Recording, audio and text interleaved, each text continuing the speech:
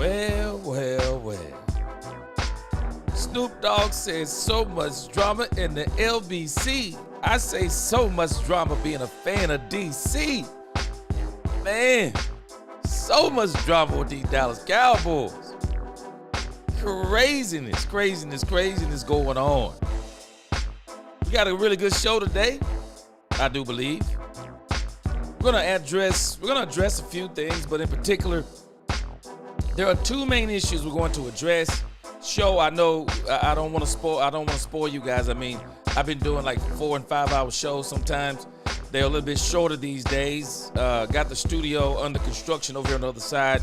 This is why I'm like, I'm telling you, if you could only see this is the outer part of the studio. It is a pure mess. Paper, tape, paint supplies, everything everywhere. Room in there, finally got the wall painted. Got some other stuff to add to it. But a lot of great things coming. I think we got some sponsors and a sponsor coming up that's going to be maybe you guys may be excited about, but a lot of great things. We'll see how everything shakes down. Nevertheless, welcome Cowboy fans and Cowboy hitters alike. I'm the G, and I'm the host of Let's Talk Cowboys, where we talk facts. And as you come in, please hit that like button. If you haven't, subscribe. Well, today we're going to talk about the Emmitt Smith, Ashton Jeanty thing. And I want to go back and dissect a video of Micah Parsons. Micah Parsons says so much in a little clip. I mean, it is mind-blowing. But it kind of lets you into the mind of one Micah Parsons. I want to deal with that. Andre, what's going on? J Recruit in the crib, what's up with you? James Hill, appreciate you. The Queen, what's going on? Good to see you. All right. We're about to go ahead and get started. Whether it be 10 or 10,000. We're going to talk Cowboys. We're going to talk facts. Appreciate you, James. God bless you, too. All right. Let's get into this.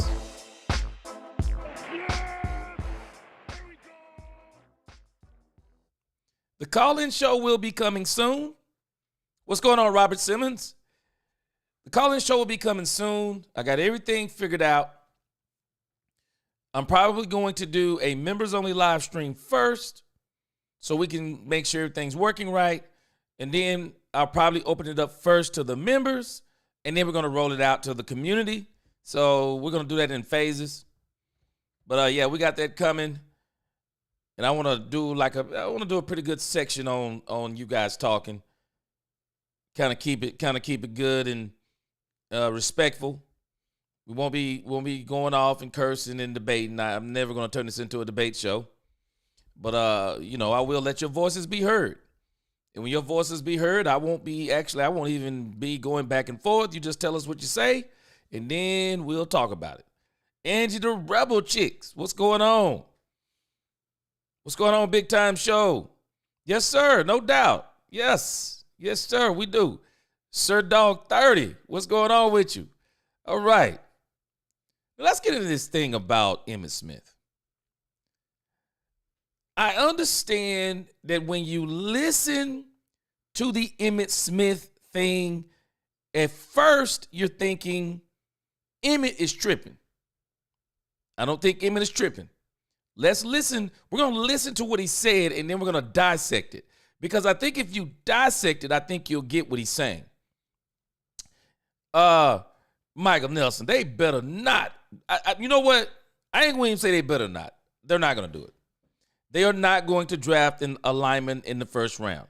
You know what? Let me put this on the list. I mentioned this a few days ago, and a few people balked at it. So we're going to bring this up again. You bring up an excellent point about the offensive line. We're going to bring this up again about the offensive line. And as a matter of fact, we're going to bring up the defensive line because there are a couple of things I brought up, and everybody was kind of like, no. Well, we're going to bring it up because I do think we might need to, I think we might need to think about this as we are thinking about free agency. I mean, we got a bunch of free agents. So we gotta really examine this. Wait a minute. Edgy said, bring Zeke back. No, Zeke ain't coming back. Zeke is not coming back. How do I become a channel member? Oh, you just hit that join button right there below the video, and it'll walk you through the rest. It will walk you through the rest. So let's get into this video. It'll be cut out for anybody who catches this on the replay.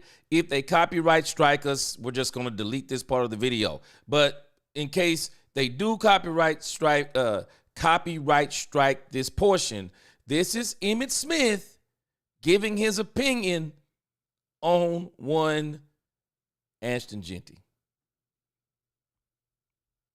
We're about to get right into the fireworks, y'all.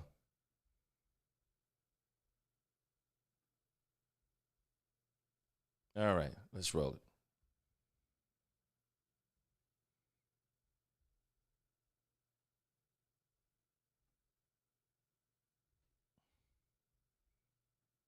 All right, hold on a second.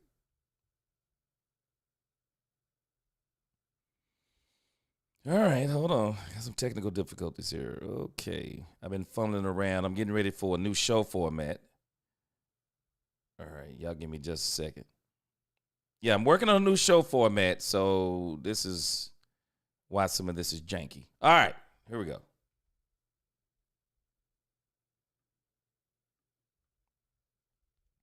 All right, let's roll it. Should the Cowboys draft Frisco homeboy Ashton Jeanty? I don't think so. Why? I don't think the Cowboys are clearly understand what they really want. They go on after excitement and thrills and stuff, and they don't have a plan for them. Right. First of all, they don't even have a plan truly for Dak Prescott. Right. Let alone CeeDee Lamb. Where's the plan? And the plan that they have right now has not made sense over the last couple of years. So you all of a sudden you're gonna wake up and come up with a plan for a new kid. Right. Plan for what you already have, and allow things to fit that plan, and be committed to that plan. And I think that's been the problem. How this should the Cowboys draft Frisco homeboy Ashton Jeanty? I don't think so. Why? I don't think the Cowboys are clearly under. Okay. Let's dissect what Emmitt is saying. Let's dissect it.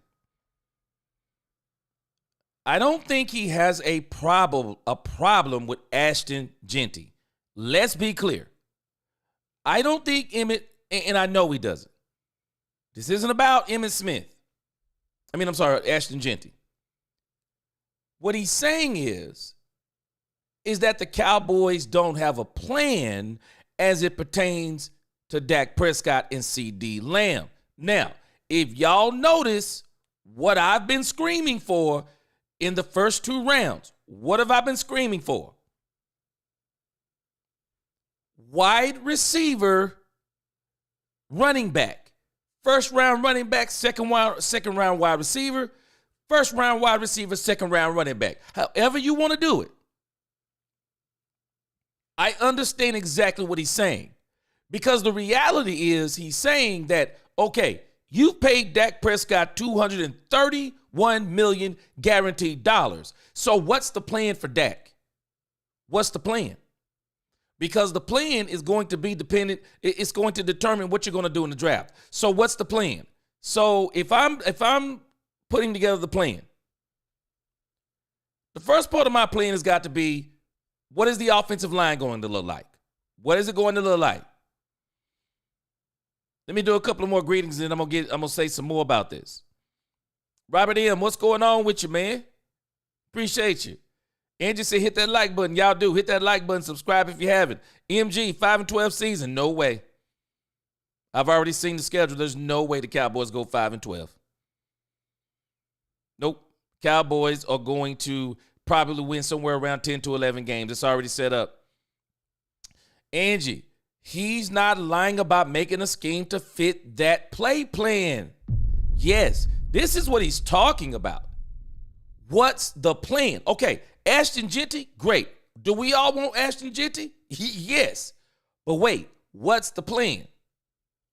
What is the plan as far as Dak Prescott goes? So, First of all, yes, the running game is a part of the plan for Dak Prescott. But let's go a little bit deeper. What's the plan for the offensive line? Because a lot of us are saying we don't want an offensive line in the first round. I don't want to, I'll be honest with you. I don't want an offensive lineman in the first 3 rounds. I do not want an offensive lineman in the first 3 rounds. I think the Cowboys are on the verge of having the line that they need. It's right there on the squad. We saw some good flashes this year of, I think we have the players. Now we just need to put it together. Now we just need to put that line together. Now, let me see if I can find this.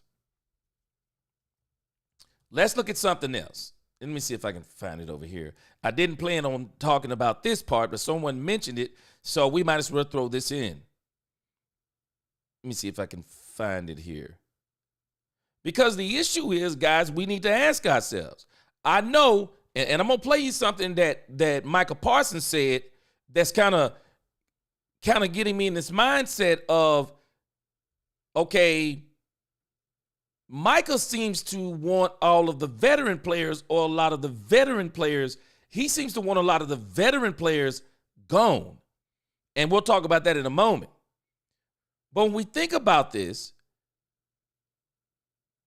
so what do we want to do with the offensive line as it pertains to one Zach Martin?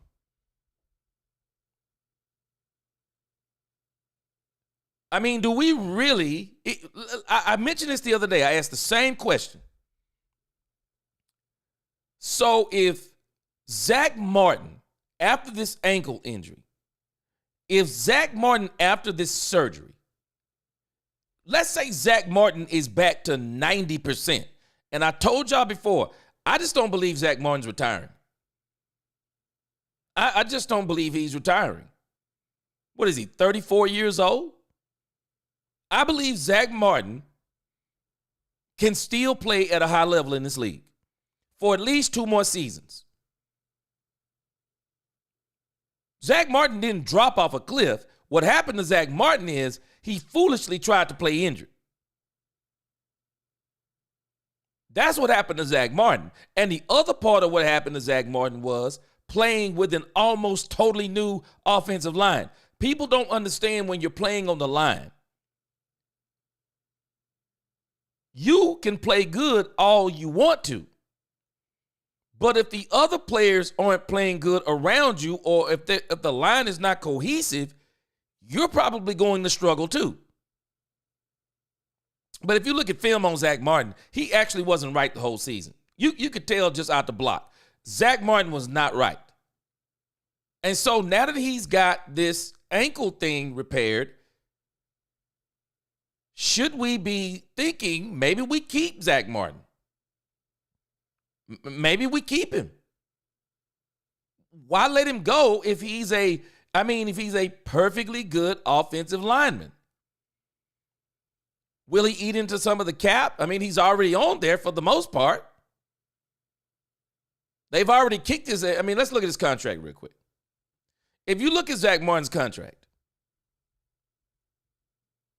Zach Martin is already set up to be on the team. There's no point. I mean, they've already kicked some of the money.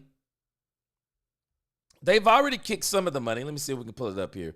They've already kicked some of the money down into the void years. And you know, Fisher said that they did the contract as if he was going to retire. I don't know. Maybe they did. I mean, if you look at 2025, it's a void year. It's basically where they've reworked money to throw money down into this area. So, in other words, he's still going to be getting paid even when he's not on the team, because they kicked the signing bonus down, the guaranteed salary. Let's see, the cap. They've kicked money down. Whenever you work all of this out, they have kicked money down. They've already figured in the dead cap hits. They've already done this. But my question becomes, do we want to keep Zach Martin? Do we want to keep him? What if Zach Martin is still good? You're already paying some of that prorated salary. I guess the only thing you'd have to start figuring out is it looks like the guaranteed salary portion is gone. So I don't know how you rework this, but do you bring back Zach Martin if he's 90%? And he could help stabilize the line. You could move Brock Hoffman to the other side if you needed him. Guyton at right tackle? Do you bring back Zach Martin? Because just dissecting what Emmitt is saying, what's the plan for Dak Prescott? What's the plan as far as the line goes? What's the plan for CeeDee Lamb? So, again, let's talk about the plan for CeeDee Lamb. I've been talking about this. We've been talking about this. The plan for CeeDee Lamb is simple. CeeDee Lamb needs another wide receiver. That should be the plan for Dak and CeeDee Lamb. They need another wide receiver for Dak and CeeDee Lamb. I'm telling y'all now, CeeDee Lamb is not going to last. CeeDee Lamb will not last another season on this team being the sole wide receiver. CeeDee Lamb will be done, riddled with injuries if they do not do something about getting this man some help on the other side. And we got to stop thinking, okay, I like Ryan Flanoy. He's not ready to be he's not ready to be the second wide receiver. Jonathan Mingo is not ready. He's not ready to be the second wide receiver. Jalen Tolbert is not ready to be the second wide receiver. They gave him the opportunity. He's not ready. Maybe he'll make another step this offseason, but I'm not playing around with Jalen Tolbert no more. The Cowboys need a bona fide, not a work in progress, not a let's see what he does. No, we need a flat out bring in McMillan, and if you could, bring in McMillan and let this dude straight up tear up the sideline. What's the answer for the second wide receiver? The Cowboys have got to stop the projects for the second wide receiver. It's like we're afraid to bring in another wide receiver that challenges CeeDee Lamb. And what I mean by challenge CeeDee Lamb is challenge getting the ball. Challenge him getting some of the targets. No, bring in a T. Higgins. Okay, you don't want to get McMillan. Get T. Higgins. Even if the Cowboys get a running back, they still need some answers of what is the plan for Dak Prescott. What type of offense? Okay, we know it's going to be run heavy, but what is it? What's the plan for the line?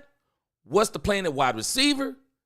Where are we on tight end? I know some of y'all don't like what I'm saying about tight end. We need to start asking some questions about what are we going to do with tight end.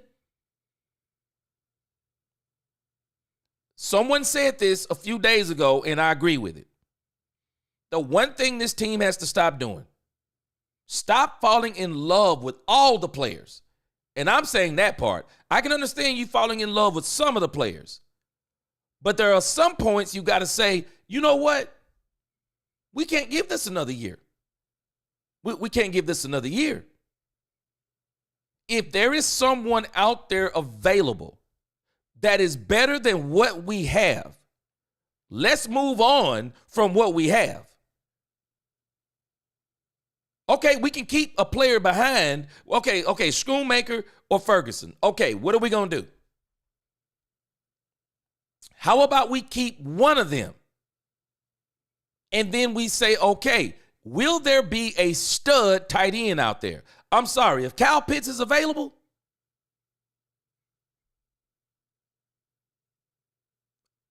I got to figure out a way to get Kyle Pitts. If he's within reason, I would get Kyle Pitts. And you let one of these other guys, you trade them. We have to stop falling in love. And the issue is, what's the plan? Because no matter, it doesn't matter. And Emmitt is on point. Any thoughts about Dak Prescott don't matter anymore. It don't matter what anyone in the fan base thinks about Dak Prescott anymore. Good or bad. Dak's the quarterback. So you have to make the plans accordingly. What's the plans for Dak Prescott? Bottom line, what's the plan? I'm ecstatic if they get Ashton Jeanty. But what's the plan? Because Emmitt sees Ashton Jeanty as, I said it last night, Ashton Jeanty is a fan pick. Ashton Jeanty is a fan pick. The fans want Ashton Jeanty. He looks to be a very good running back, possibly great running back. Okay, get Ashton Jeanty at 12. But I said this early on. I would not be opposed to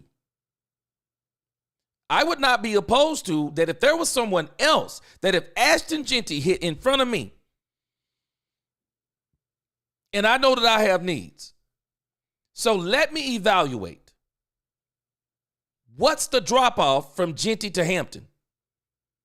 We can't let the sole reason why we get Ashton Jeanty, or the two sole reasons, one, he's a very good to great running back. Number two, he wants to be here. Okay, those two things are great. What's the fall off, though, to Hampton? Hampton is rated as the second best running back in this draft.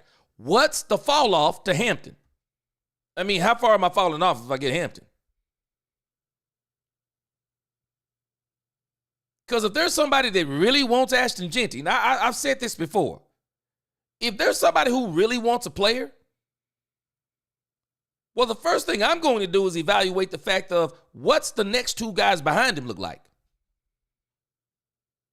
Because if the drop-off isn't off a cliff, I just think different. Okay, if the drop-off isn't off the cliff but off the curb, well, how about we do some wheeling and dealing? There's someone who thinks he's off the cliff. I've done my evaluation and say, no, the drop-off is actually off the curve.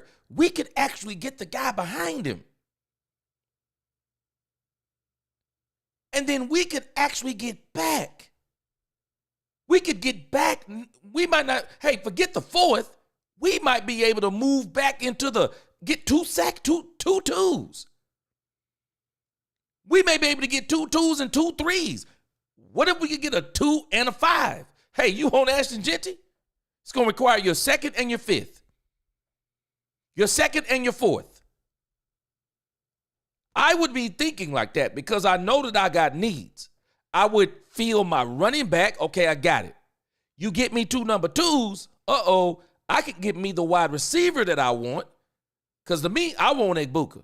I think he would be great for the Cowboys.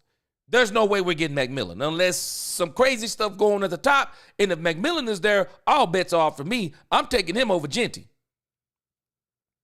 I'm gonna take my chances in the second round if McMillan is there in the first. I'll just take my chances and go, you know what? There are 9 other running backs in this draft that are top notch. I'll take my chances because McMillan, man, 6'5", 4'5". I'm sorry, y'all. You're not just going to get those measurements every day. You're not going to get that skill set every day. Running backs, I'm telling you, it's the number one position in football that translates to the league so quickly. Quickly. It translates quickly. How many times do we see running backs that didn't even go in the second and the third round, and they turn out to be some of the top running backs in the league? Happens often, more often than we understand. So I understand what Emmitt is saying. He's not necessarily saying don't get Jeanty, even though he said don't get Jeanty. I think he's saying, can we have a plan so we know how Jeanty fits in? Rather than bringing in Jeanty and then it's like we're going to work a whole plan around Jeanty. No, actually the plan needs to be working around Dak Prescott. He's the quarterback. What's the plan? At least that's what I hear him saying. I don't really think he's tripping on Jeanty in particular. Michael for miles and draft Jeanty. Woo, James. Man, I'm going to tell you now, I like Micah Parsons, but I'd take that trade. I would. Jay Recruit, I think Emmitt was on the bottom. You say you think he was on the bottle? You man, you say you think he was on that bottle? I don't think he was on the bottle. I think he was saying something. I think he's actually saying something that I think he's saying that the Cowboys need a plan other than just saying Ashton Jeanty is the end all to be all. I think that's what he's saying. But there could be another part of it. Maybe there's something that Emmitt has seen. Maybe he doesn't. I would like to hear Emmitt even evaluate more on Ashton Jeanty. Maybe there's something that Emmitt is telling us. And I'll tell you this, I'd be willing to listen. I mean, we're talking about the number one running back in NFL history. I got to listen. The Big Time Show is something that they are refusing to believe. Mistaken identity with Dak. He's not a guy that you can throw in 35 times and only run 18 times a game. Big Time. I've been saying this for weeks. Colin Cowherd made two statements that are exactly right about Dak Prescott. Dak Prescott with a running game is Patrick Mahomes. The winning percentage with Dak Prescott when he has a 100-yard rusher is, it doesn't even make sense why they have not kept a serious potent running game around Dak Prescott. It doesn't make sense. Let me see if I can pull it back up for us again.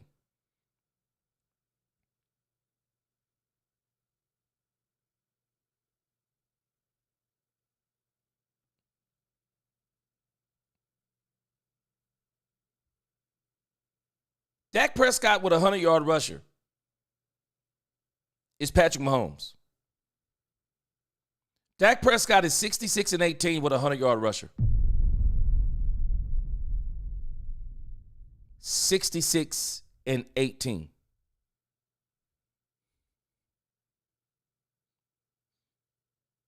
I've never been an NFL GM. But if I knew my quarterback was almost unbeatable with a running back, do you think I'm going to ever have a year where the running backs are going to be Ezekiel Elliott and Rico Dowdle? Zeke past his prime. Rico Dowdle, okay, we found out he can run the ball. My issue with Rico Dowdle, because I was screaming for Rico to be the starter. He got the start. They started giving him the ball. He's a 100-yard rusher running back, but he's the grinded out back. That's Rico Dowdle. So now you need a home run hitter, which I don't think the Cowboys are going to keep Rico Dowdle by any stretch of the imagination. I would go in the draft if it was me and get two running backs.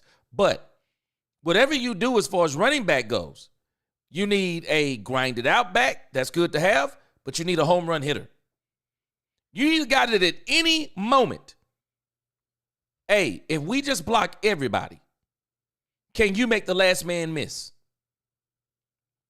Matter of fact, can you make the first man miss? And then we got you the rest of the way? Can you make one man miss? We hit a few blocks. You break out into the open. Can you outrun somebody? These are the questions you have to answer, at least for me. These are the questions I have to answer at running back. Cowboys need a home run hitter.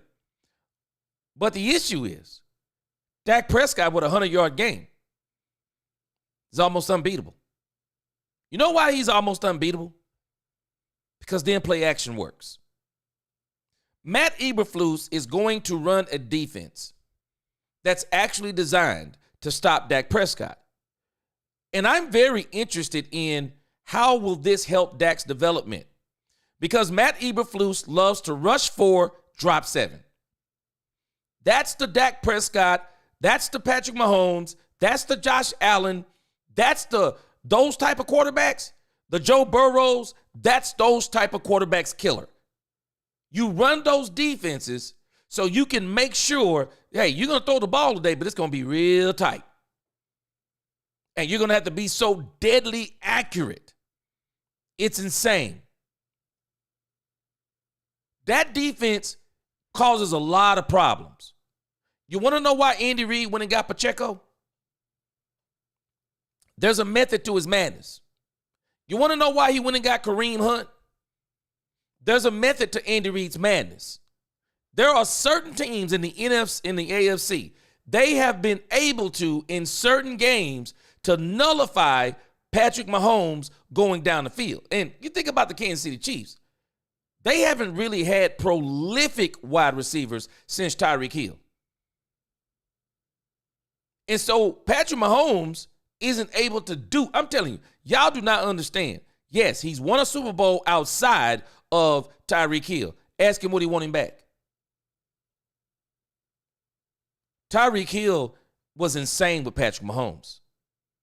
Patrick Mahomes was insane with Tyreek Hill. Video game numbers. But without Tyreek Hill, they've had to go back to the running game sometimes. And that running game has really, really helped them out. And so you think about Dak Prescott, and this isn't just Dak Prescott. I mean, the record is insane, though. 66-18, the record is insane. But the majority of the quarterbacks in the league, they're all, in matter of fact, not the majority, they're all going to play better with a running game. They all play better with the running game. Play action passing is one of the greatest things you could do for a quarterback. Play action passing.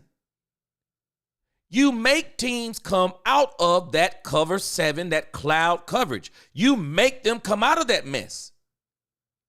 Okay, you want to rush 4 and drop 7? Well, take this. We're going to slice you up with the run. Your front 4 can't stop us. We're going to slice you up. And by the time you get to the running back, he'll be where the linebackers are. Oh, and he can make a couple of them miss. I want to see how this defense that Matt Eberflus is going to run, I want to see how this defense is actually going to help Dak Prescott and help this entire offense, because you got to run teams out of the 4 down lineman run. I mean, if you don't run them out of that, it's a long day.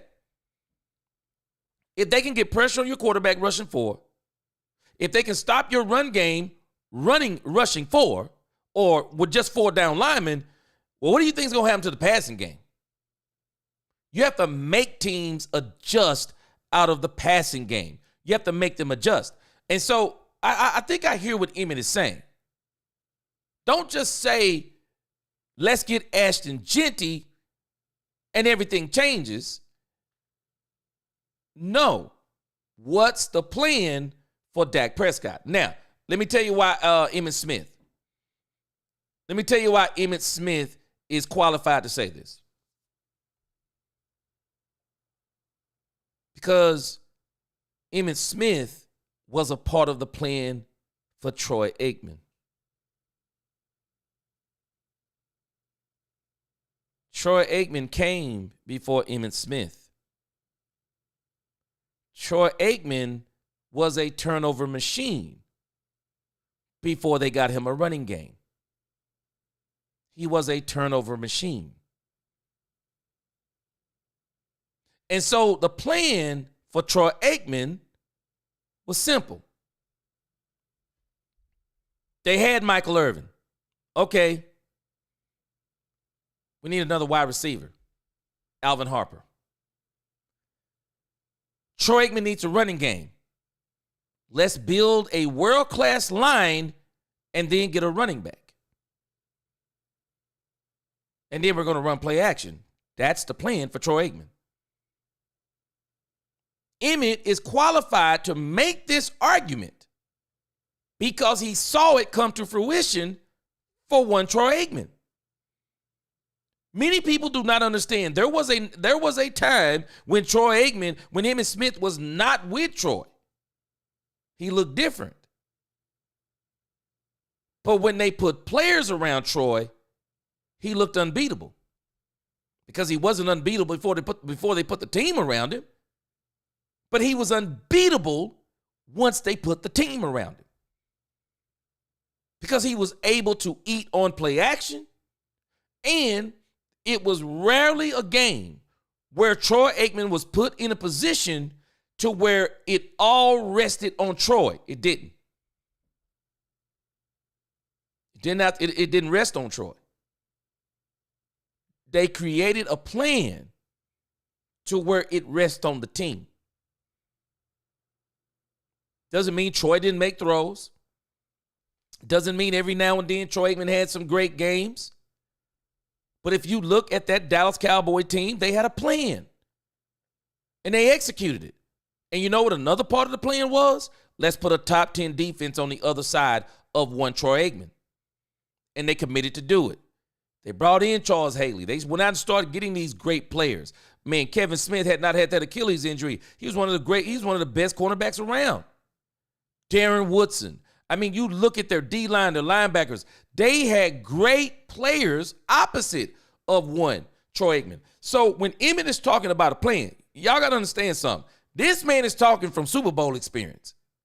He's talking from being on the Cowboys. He's talking from doing it at the highest level. He's talking about doing it with one Jimmy Johnson. Now, we know it was a non-salary cap, but there's no excuse. These other teams are all building teams, contrary to what Micah Parsons is talking about they got cheap quarterback bills. No, these teams like the Detroit Lions, the Baltimore Ravens, the Philadelphia Eagles, who are now in the Super Bowl, they have quarterbacks making upwards of $50+ million, and the Philadelphia Eagles and the Detroit Lions and the Baltimore Ravens to some degree, but Detroit and Philly, they built super teams. And for folk who keep talking about, yeah, they're going to fall off, well, they got a while. I hate to be the bearer of bad news. Philly still has a window. Philly is still going to have a window even if they lose this weekend. They're going to have a window. We got to build a window, and we got to build it quick because Dak Prescott got a 4-year deal. Sounds like now he may play out that 4-year deal. They got Schottenheimer for 4 years. So unless everything falls apart, they're probably going to let Dak do those 4 years. Once they kick that money to those void years, Dak's contract's going to be so cheap, it's going to be insane.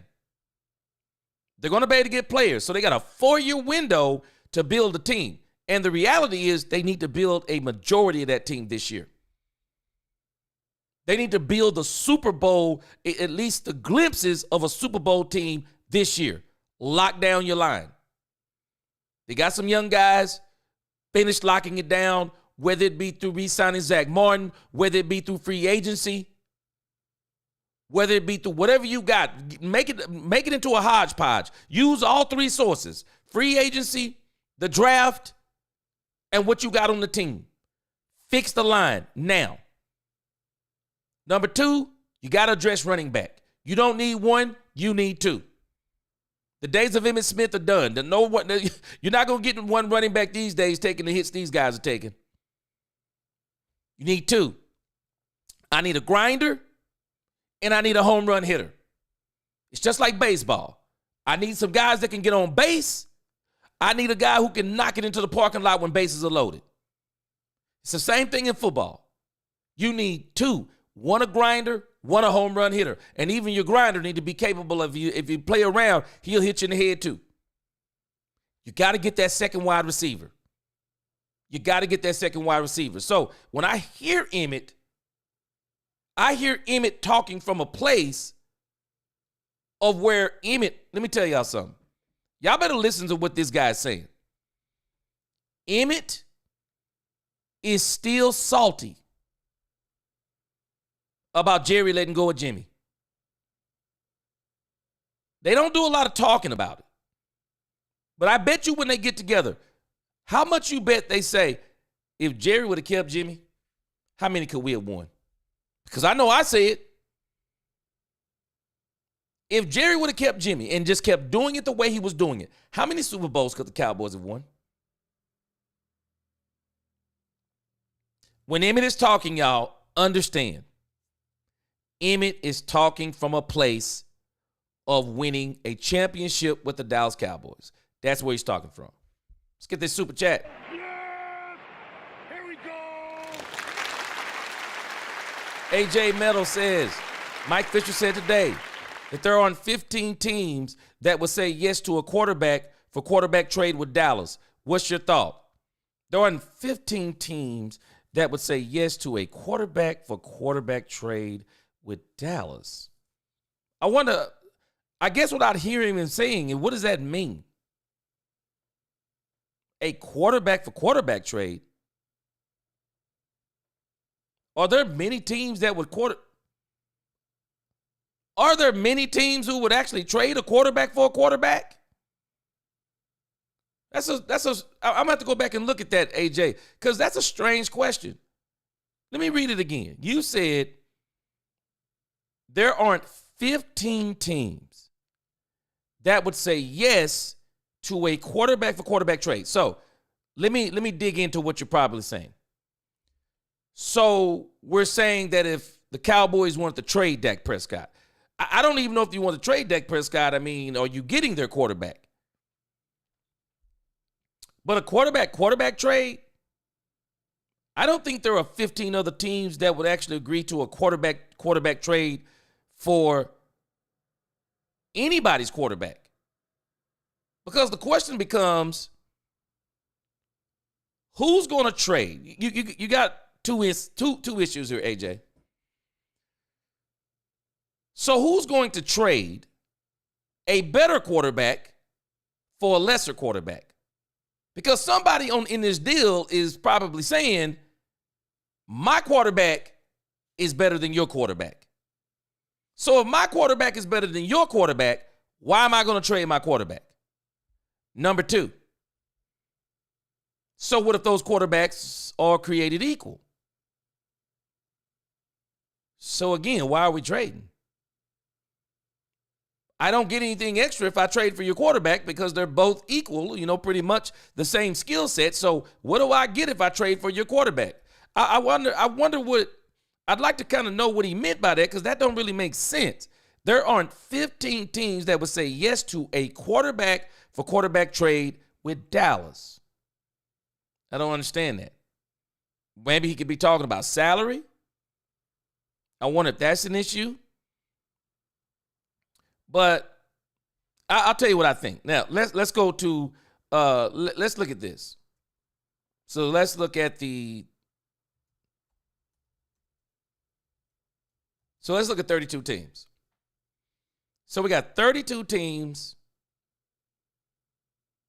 Now, the issue is when you look at these teams, I disagree. Okay, so let me look at it like this, AJ. There are at least 15 teams that Dak Prescott is a better quarterback than their quarterback.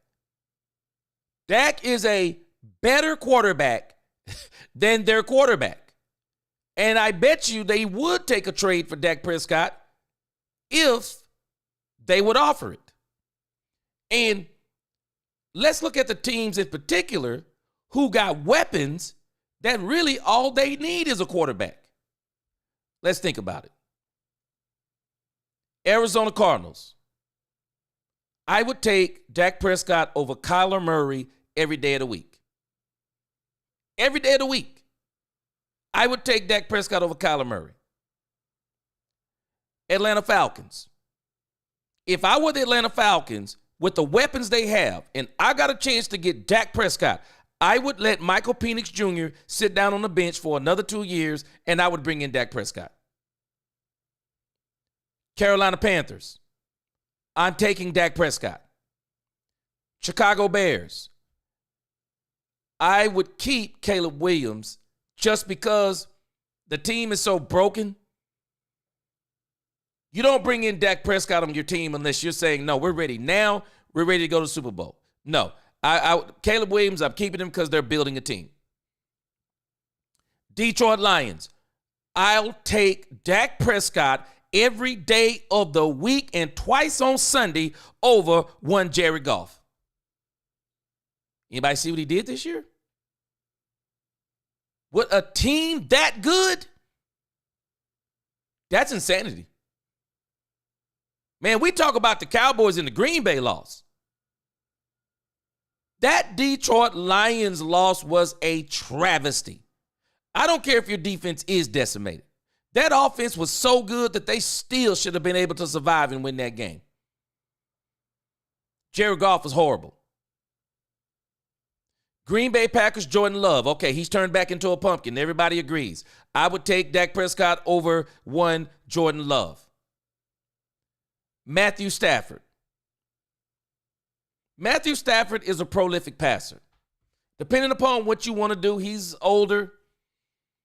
I would probably keep Matthew Stafford if I want to create a team. Well, if my team is going to be primarily passing based on the pass, I would keep Matthew Stafford because Matthew Stafford, AJ, he's the type of quarterback that can drop back. You want him to drop back 35 times a game? Yeah, he'll do it. He'll do it.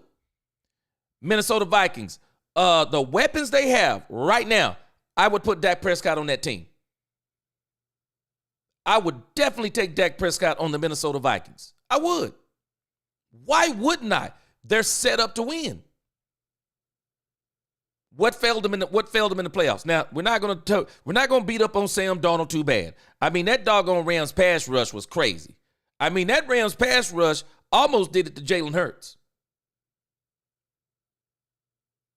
But Sam Darnold, he is what he is. He is what he is. If I'm Minnesota, definitely I would take Dak Prescott because I don't know if it's a trade for trade. New Orleans Saints, wouldn't even think about it. Team too broken. New York Giants, too broken. Philadelphia Eagles, Jalen Hurts. You've heard me talk about Jalen Hurts. He's a dual threat quarterback, like what he brings. I don't know. They're already in the Super Bowl. Let's see what happens in this Super Bowl. But I would say Dak Prescott with those weapons, the passing game would be off the chain. Now, where you would drop off, it would be in the quarterback running game. But I think Saquon Barkley is good enough. I mean, no problem. Dak Prescott, come on. The weapons, Devontae Smith, A.J. Brown, Goddard, will make up for it in the passing game. We'll create more big plays. San Francisco 49ers, ask Kyle Shanahan. Ask Kyle Shanahan. Kyle Shanahan would take Dak Prescott over Brock Purdy. I promise you he would. I promise you he would take Dak Prescott over Brock Purdy. Kyle Shanahan's problem is right now, at least in his mind, he can't get the big game. He can't win the big game because of the quarterback. Jimmy Garoppolo let him down. Now Brock Purdy has let him down. Kyle Shanahan will move on from Brock Purdy in a heartbeat. And I guarantee you they would pick up Dak Prescott over them. Seattle Seahawks, too broken. Tampa Bay Buccaneers, the team is too broken. Jaden Daniels, you're not taking Dak Prescott. Jaden Daniels is young. The Washington Commanders, they're right on track. Brand new coach. They're building the team. No, I wouldn't take Dak Prescott over Jaden Daniels. The team isn't good enough. Dak Prescott, you're bringing him in if you got a good to great team and you know he can make the difference to you going to the Super Bowl because now you actually got the players around him. You got the players around him. So I don't know how many it is, AJ. What's that? That's 1, 2, 3, 4, 5, 6, 7, 8. We got 8 just from the AFC. 15 other teams. The NFC, we got 8 teams from the NFC. We talk about the NFC, 8 teams from the NFC. Let's look at the AFC. Way easier. Way easier. Nope, not taking him over. I'm not taking him over Lamar Jackson. He fits what they do. Fine. Stay with Lamar Jackson. Buffalo Bills, Josh Allen, you stay with Josh Allen. Cincinnati Bengals, Joe Burrow, you stay with Joe Burrow. We're literally talking about, when you start talking about quarterbacks, in this league right now, there are literally only 4 names that you could mention in front of Dak Prescott. And that's the only reason why I say these would definitely stay the same. And they're all in the AFC. I'm not taking not one quarterback in the NFC over Dak Prescott. In the AFC, these are the quarterbacks that if anybody wants to make an argument, they're the only ones that could be in front of Dak Prescott. And I'm going to see what y'all comments are because I'm pretty sure some of y'all going nuts in here. Lamar Jackson, stay.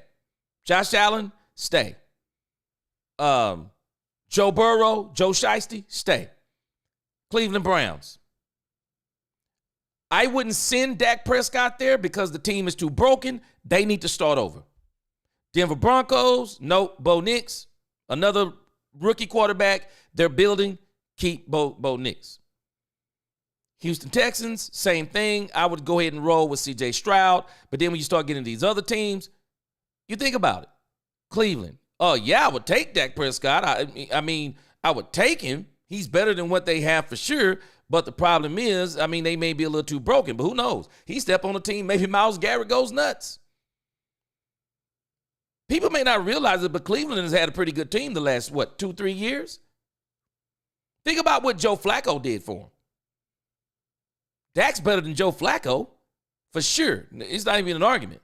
Indianapolis Colts, the team is too broken, but I would definitely take Dak over the quarterback they have, was Anthony Richards. Jacksonville Jaguar, Trevor Lawrence. We're going to have to start talking about Trevor Lawrence. Absolute bust. And if he's not a bust, he's going to have to show us something because he has not lived up to the billing. Okay, this is the fourth quarterback right here. He's actually the first quarterback, but he's one of the four. These are the only four you could even talk about remotely being better than Dak Prescott. Las Vegas Raiders, of course, they take Dak Prescott. They'd have to build it, but they got the capital. They could probably build a team. Raiders would definitely take Dak Prescott. Los Angeles Chargers, I'm taking Dak Prescott every day of the week over Justin Herbert. Way overrated. He's a good to great quarterback, but he's not better than Dak. Miami Dolphins, I would take Dak Prescott every day of the week over Tua Tagovailoa. I think Dak could win with that team. I think Dak would eat with one Tyreek Hill. Dak Prescott would be doing way better with the coach, play caller, and Tua Tagovailoa. The coach and Tyreek Hill. I would take Dak Prescott over Tua. New England Patriots, why wouldn't you? I wouldn't send Dak to New England, but Dak is better than what they have. New York Jets, I'm taking Dak. I'm sorry, I love Aaron Rodgers. He's historical. I'm taking Dak Prescott over Aaron Rodgers right now. Right now, I'm taking Dak Prescott. Pittsburgh Steelers, ask Mike Tomlin. Ask Mike Tomlin, would he take Dak Prescott? Ask Mike Tomlin. You wouldn't even have to worry about it. Ask Mike Tomlin. Yes, Dak Prescott, Pittsburgh Steelers. The problem with them, they can't find a quarterback.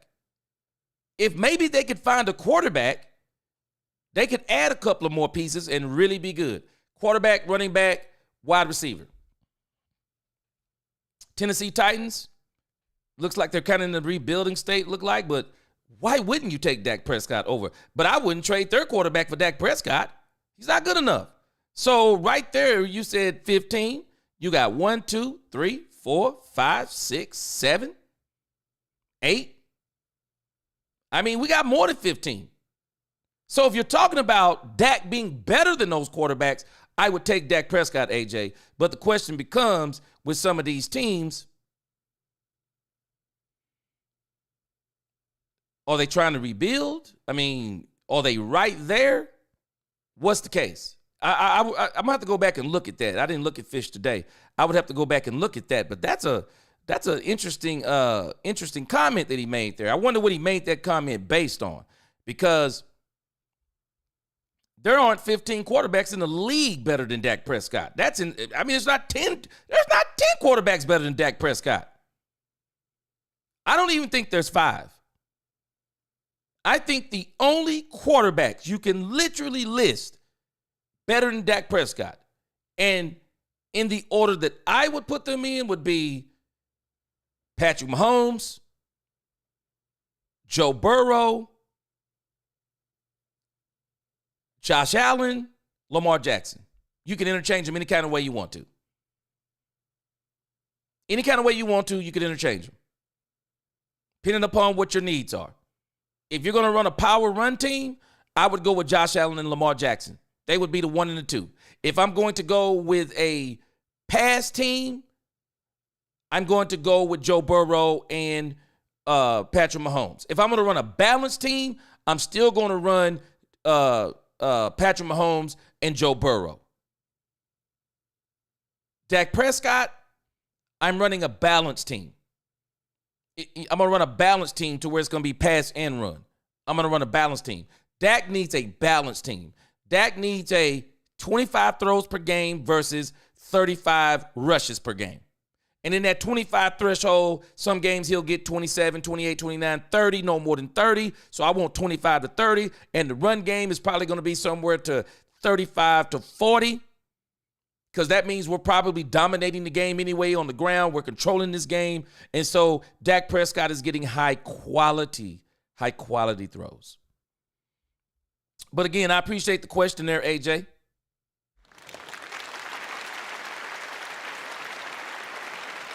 I'm going to go back and look, and I'm gonna see what the context is on it. I would like to see it. Angie said the team, let me see, hold on a second. Angie said the team is shaped the way it is because of Jerry. Yes, it is. Jerry has went away from his own laurels in a sense. Do you not understand how you won the Super Bowl, Jerry? It was not only a non-salary cap era, but did you look at how Jimmy built the team? If someone says that Troy Aikman is better than Dak Prescott, I can argue with you, but I won't tonight. If you're saying that Troy Aikman is better than Dak Prescott and he needed a run game, well, what do you think Dak Prescott needs? He needs a run game too. If Troy Aikman needed 2 wide receivers, what do you think Dak Prescott needs? If you thought that Troy Aikman needed a historical offensive line, what do you think Dak Prescott needs? If you gave Troy Aikman a top 10 defense opposite of him, what do you think Dak Prescott needs? Jerry has not built this team right. And everybody has to acknowledge it. He hasn't built it right. As Tackle, what's going on with you? All our defenses in the playoffs got ran over. Facts. The only year we actually did well at defense was against the Niners in 2022. Big whoop, 1 year. Yep. Exactly. And when you look at some of these other teams, when their quarterbacks are getting over the hump, they're getting multiple turnovers. Did we not notice what happened in the Eagles' victories and the Detroit debacle? What did the Rams do to the Detroit Lions? They not only turned them over once, twice, 3 times a lady. They turned them over, what, 5 times in that game? That's how the Rams did them in. Golf was some of that, and a couple of them were forced. You look at the Eagles. How did they beat the Commanders? Multiple turnovers. They turned them over. Their defense turned them over. That's how your defense, man, people do not understand. Your defense, and even in those Niners, the way we did with the Niners. But if you look at the one mistake we made in the Niners game, and let's look at it just for a moment. And then I want to look at this thing with Micah Parsons. But the Emmitt Smith thing, I get what he's saying. I'm not on board with what he's saying as far as don't draft Jeanty. I mean, Jeanty may turn out to be a very good running. He may turn out to be a great running back. So if Jeanty is there, I still say no, Cowboys pick. If Jeanty is there, Cowboys get Jeanty. But also, let me go along with Emmitt Smith but have a plan. Don't just think getting Jeanty and just handing the ball off to him is good enough. No, now that you got Jeanty, have a plan. But I'm going to tell you this. I'm confident in Brian Schottenheimer. Because I've seen what he's done in the past. I saw what he did with Russell Wilson. Dak Prescott is better than what Russell Wilson was at that time. Dak Prescott is better. And if Jerry follows through on what I believe Jerry is going to follow through on, him and Stephen Jones, they have vowed to put together the best roster in the NFL. Now, that's a tall glass. But if they're saying they're going to put together the best roster, so at least we can look forward to they're going to put together a good roster. They're going to do some things that we're going to go, yes, that's exactly what we wanted. Then they'll probably do a couple things that we go, oh, okay. I tell you this, as long as the Cowboys, to me, running back, wide receiver, defense, in the first 3 rounds, I'm good. I'm good. I don't want to see no O-line in the third round. I don't want to see no O-line in the top part of that draft. I think the Cowboys should actually go in free agency with their offensive line. That's just what I think. See what that looks like, in March when the season opens? I'd rather see what that looks like. See if you can lock your line down in free agency.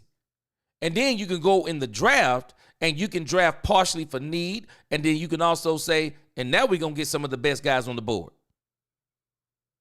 I think with the 12th pick, honestly, I think they should get the best guy on the board from the skill position perspective. Whether it be wide receiver or running back, you get the best skill position player on the board. If it's Jeanty, get Jeanty. If somebody fumbles the ball on McMillan, get McMillan. You can't get Ashton and McMillan, trade back. Get Hampton. Still late in the first round. Go ahead and get Hampton. No big deal. He's the bottom. If he's the bottom of the first, big deal. Big deal if he's bottom of the first, because you basically treat those like second round draft picks. The money won't be, it will not be like the money will be astronomical if he's back there in the back part of the draft. And then you get you another, maybe even 2 draft picks. Depending on what someone wants at 12. But I want to look back just for a second at this 2022.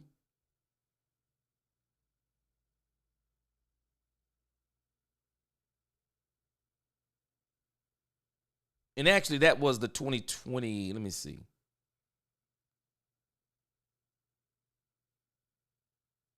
So we got 2022 and we got 2023. It's doggone 49ers is a problem for the Cowboys, man. They got to solve that. They were a problem for the Cowboys, which now it's not even them. But I think one of the issues is just go back and look at teams when they win playoff games. There are times when teams just beat down other teams. But when you look at these stats like these are the stats that matter. Right here. You have to find ways to win turnover battles. And when you have the turnovers equaling out, now the issue becomes at what juncture of the game do turnovers occur? Now, when you think about in this particular season, I remember this season, Dak Prescott threw an interception, I think, when the Cowboys were driving. When the Cowboys were driving down. And I think he threw a very crucial interception. And so that right there, it's when he threw it. Even though I think they were able to get back on defense. And these things matter too. When your team, if you make a turnover, and we talk about how good the defense is. Well, you can talk about how good the defense is all you want to. You know what great defenses do? I'm talking about great defenses. Great defenses say turnovers don't matter to us because they're not going to score. The only way they score is if the ball is turned over on our side of the field. Then they get a field goal. But what they will not do is get in the end zone. You have to put together defenses that you can make turnovers because turnovers are a part of the game. You don't want to make a lot of turnovers, but you want to be able to withstand 1 to 2 turnovers. 3 is probably going to be too many, but you want to be able to withstand 2 to 3. Tyrell says Baker Mayfield to the Cowboys. Oh, man, no, that definitely wouldn't work. Azteca said, it's the same hate Romo got when he was the quarterback. Man, they hated Romo. And Dak's better than Romo. Now, Dak is getting that hate. I feel bad for the next quarterback after Dak. He won't survive if he doesn't win within the first 2 to 3 seasons. He won't survive either. Gallup got hurt and wasn't the same. Yep, and they rushed Pollard back. Terrible. Terrible. Ended Michael Gallup's career. Terrible. Angie, you're right on point. Cowboys do this way too much. Michael Gallup was never the same. Tony Pollard, yep, rushed him back. Pollard, you could tell Pollard wasn't quite ready. He was not quite ready. Now, Gallup is a weapon, used to be. Go back and look at those games. Gallup was the jump ball specialist. And as a matter of fact, I remember one of those years in training camp, Michael Gallup made this insane, just acrobatic catch and wound up getting hurt in training camp. Gallup was a weapon. Now, let's understand Big Sarge, he never was the kind of weapon like an Alvin Harper. You know, let's not go there in those type of places. But he was more of the run down the field, jump ball type of guy. Yes, sir. What's going on, Azteca? What's going on, Richard? Richard says, Azteca, only haters feel like Dak is a terrible quarterback, is a great quarterback, but he needs help in the playoffs because they run the same plays and teams game plan for the star players.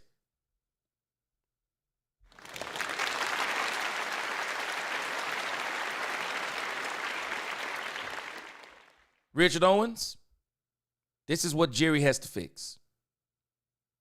He has to stop being top heavy. Now, this is what Emmitt Smith is talking about too, I believe.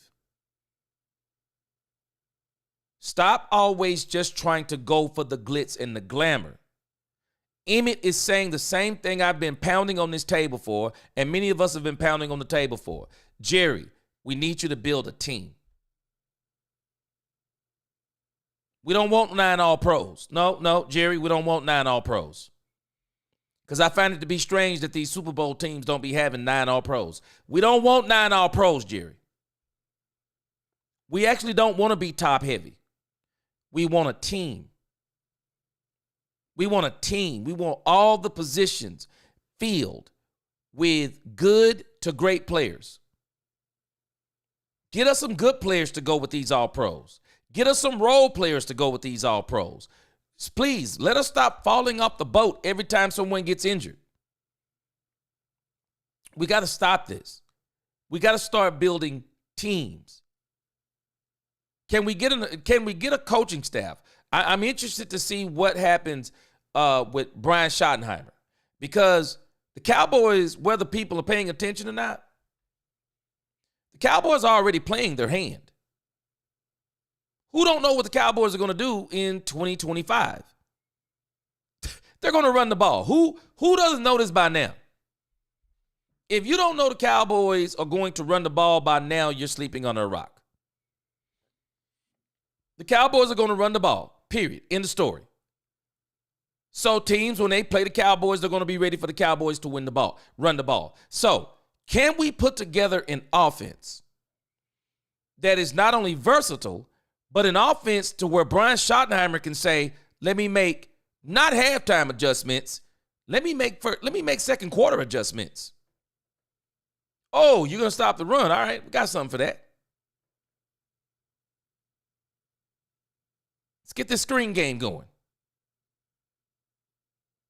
Let's get this short passing game going. What are we going to do? I think I know what Emmitt is talking about. He's talking about a team. A team. And stop trying to make it about Jeanty. No, a team. What are you going to build around that? Cedric Wilson dropped the pass in a 2021 playoff loss to the Niners. Whoa, Azteca. Yes, sir.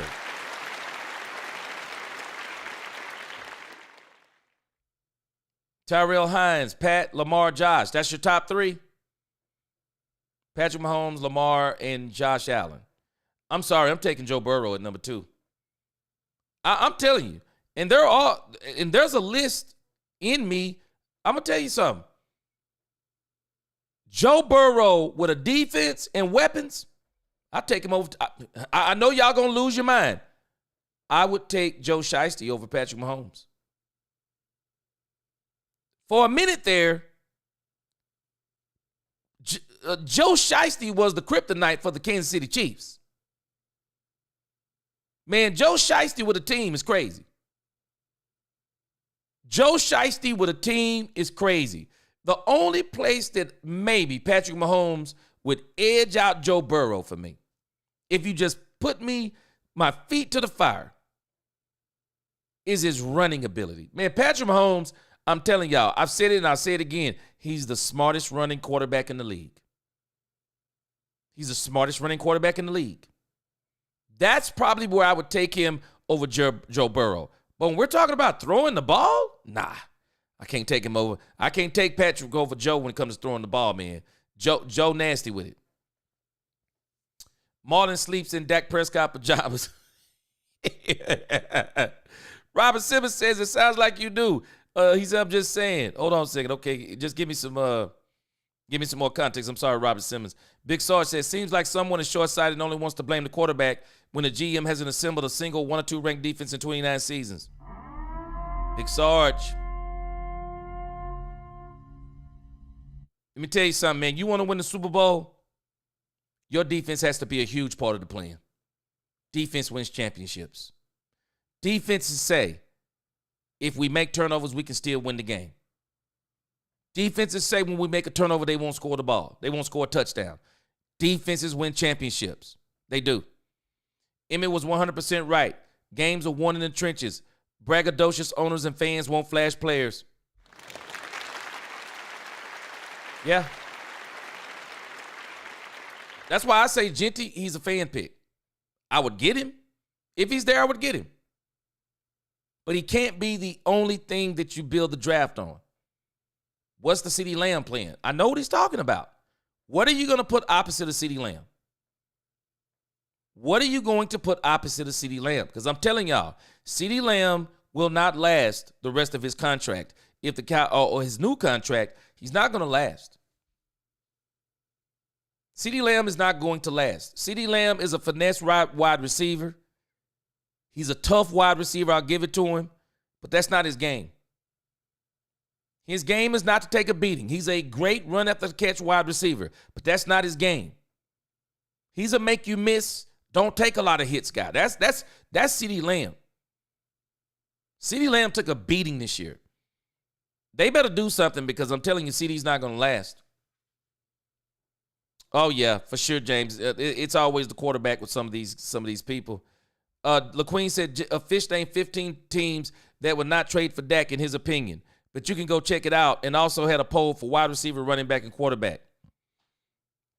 I don't believe it. Now, I see, I've watched Fisher myself over the years. Let's stop acting like Mike Fisher is the end all to be all when it comes to football in the Dallas Cowboys. That's not a knock on Fisher, but Fisher is not the end all to be all on everything Dallas Cowboys. I know he likes to say it, and I know some of his followers like to say it. He is not the end all to be all on Dallas Cowboy football. He's just not. And he's just like, all of us at times. We state our opinions on things, whether, I try to base a lot of my stuff on facts, and then sometimes you have to give some opinions when you don't know certain things. But I don't buy that with Mike Fisher. I don't buy what he's saying. I think there are a lot of teams that if you gave them the opportunity, of course they would get Dak Prescott. Why wouldn't they? They're not going to trade that contract. But of course, if the Cowboys cut him and watch what happens. And the reason why I know this to be true,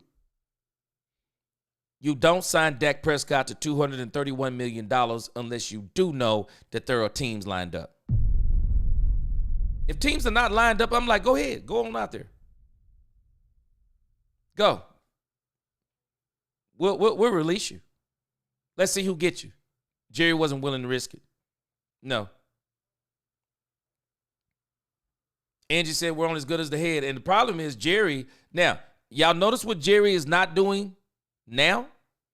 Jerry was saying for a while, we only go as far as Dak goes or Dak takes us. He's not saying that no more. He's realizing how dumb that is just based on what these other teams have done.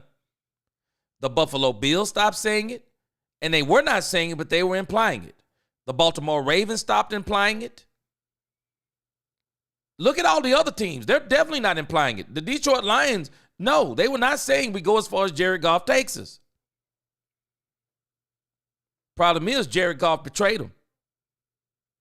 If Jared Goff don't turn the ball over, they probably still have a great chance at winning. They were still good enough offensively. Freddie, what's going on from El Paso? What's going on with you? Big Sarge, Jaden Daniels is good, but will he win a Super Bowl? Big Sarge, we got to stop these people, man. They crown these quarterbacks so quick. We crown these quarterbacks so quick, they're going to be this, and this off these rookie seasons. Did anybody pay attention to Joe Burrow's rookie season? Anybody? What did Joe Burrow do in his rookie season?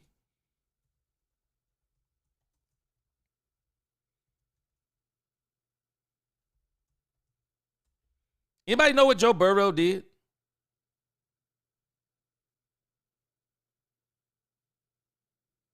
Joe Burrow, and let's not call it his rookie season.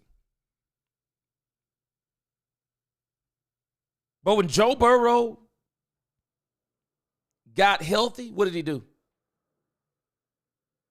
We do this all the time. Joe Burrow got to that Super Bowl. He ain't been back since. It's not a matter of the quarterback. This NFL is always changing and things are changing around them. We don't know what's going to be going on with Jaden Daniels in the next 2 to 3 years. And I'll tell you this, once this league, Big Sarge, once this league gets tape on you, you look different. This is why C.J. Stroud looks a lot different. And C.J. Stroud is going to continue to look different. Because what happens is, once they get tape on you, you come back down to earth. Jaden Daniels, I don't think he's nowhere near as good of a runner as Lamar Jackson. I'm telling you right now, if they keep running Jaden Daniels the way they are, he won't last. He's not built like Jalen Hurts. Jalen Hurts is built to run the ball. I mean, I'm not going to go as far as some people say he's a running back playing quarterback. But hey, man, I tell you this. This dude is built similar to a running back. He's built similar to a running back. He's built to run. Jaden Daniels is going to look different once they get tape on him. Robert Simmons, this is one of the problems, we've done too much. We've done too much of blaming Dak. No, we got to understand we need to build a team. Freddie Morales, what did Emmitt say about Jeanty? Let me play it one more time for my man Freddie, and then we're going to move on to the Micah Parsons interview, which I think is more interesting than what even Emmitt Smith said. It's for you, Freddie.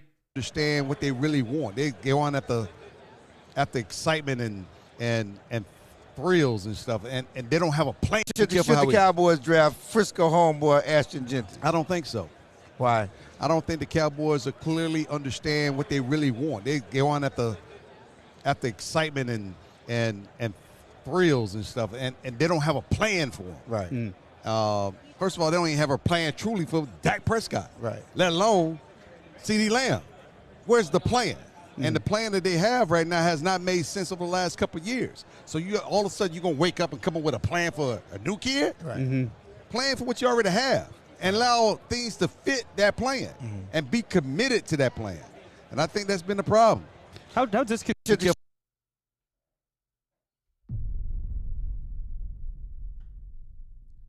Now, you might not realize this too, but Emmitt has kind of said stuff like this before.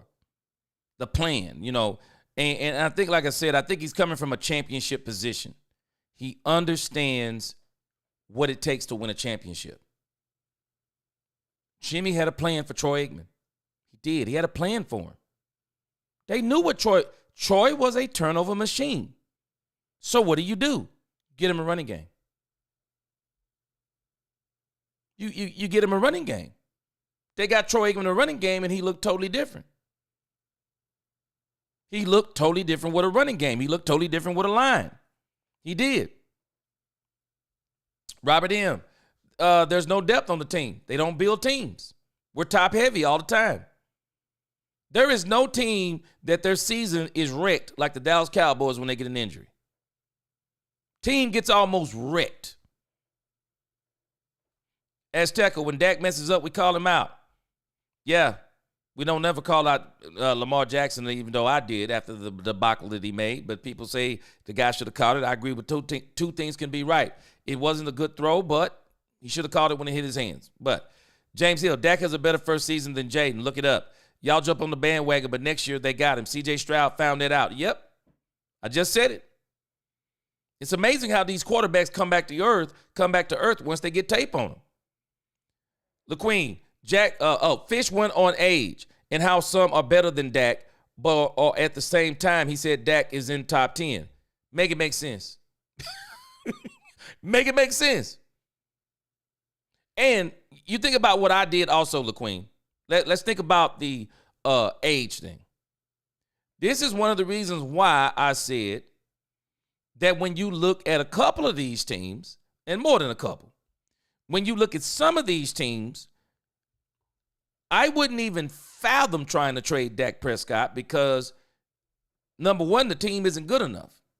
You don't put Dak on a team that's rebuilding. You put Dak on a team to where you say, man, we got weapons. All we need is the quarterback, and we could win. And I think the Atlanta Falcons are a team like that. Atlanta got some pieces. They don't need to do a lot offensively. They got some weapons on them. But, these teams like the Chicago Bears, well, of course I wouldn't. Why? I mean, they're rebuilding. You don't put Dak on the team. But I'm telling you now, I would switch Dak out. If I'm Detroit, what you offering, Dallas? What are you offering? Okay, Dak Prescott and what? Dak Prescott and what? We give y'all Jerry Goff. We get Dak Prescott. Okay, what else can we get? Because if I'm Detroit, I'm like, the team we have, set. Our team is set offensively. If we don't have a first-round draft pick in 2025, it wouldn't bother us. Come on, Dak. We'll take you. We're sure you can do better than Jared Goff with a team like we put together.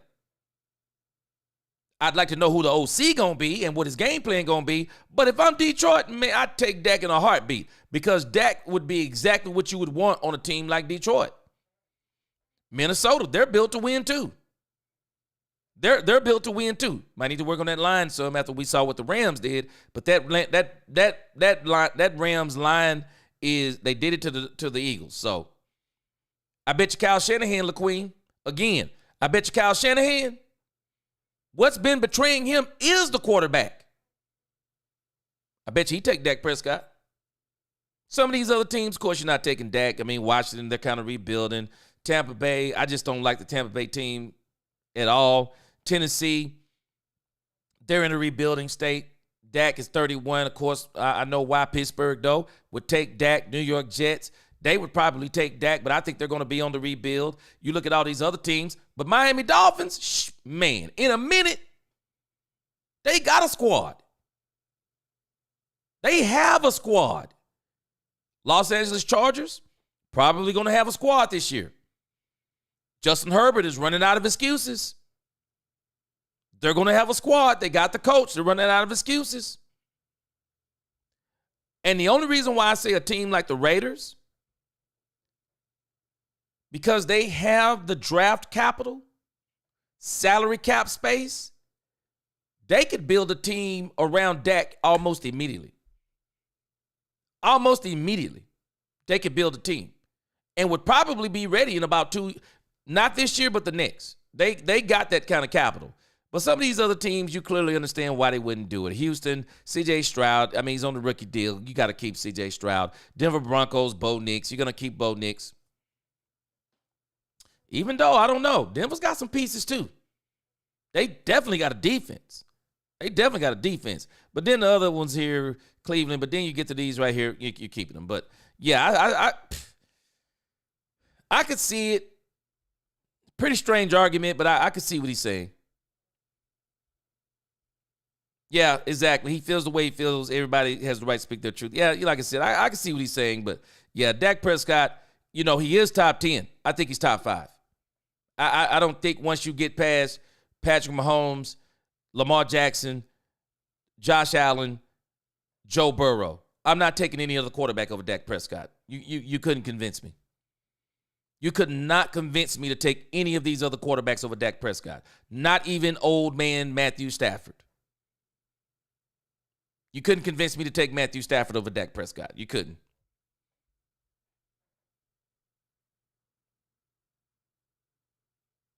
Darren Posey, what's going on? I just said the same thing. Let them keep running Jaden like they're doing. They're going to get that boy hurt. He only weighs 100 pounds. I just said the same thing. He's not built to run. And if you keep running in this league, they're going to crash you. They're going to crash you. Let me tell you something. A lot of people don't remember Robert Griffin III. That boy was bad. People don't understand something about Robert Griffin III. That dude had a cannon. Robert Griffin III had a cannon on him. You keep running that rock, man. I don't care who you are, unless you're built. And even Jalen Hurts. We saw what happened to him this year. He may be built like a running back, but those guys aren't built to take those hits like running backs. Man, running backs are a different breed. Running backs are a different breed. Those dudes can they can literally put their head down and go helmet to helmet and keep on going. They're a different breed. These running quarterbacks, you ever notice? I only saw one built like that, and that was Cam Newton. Cam Newton was a physical specimen. Very few are built like Cam Newton. You get these doggone quarterbacks running the ball, man, they start taking them hits, things become cataclysmic. Lead time, if they give Dak the same script they gave the Cooper Rush Cowboys, will be hard to beat.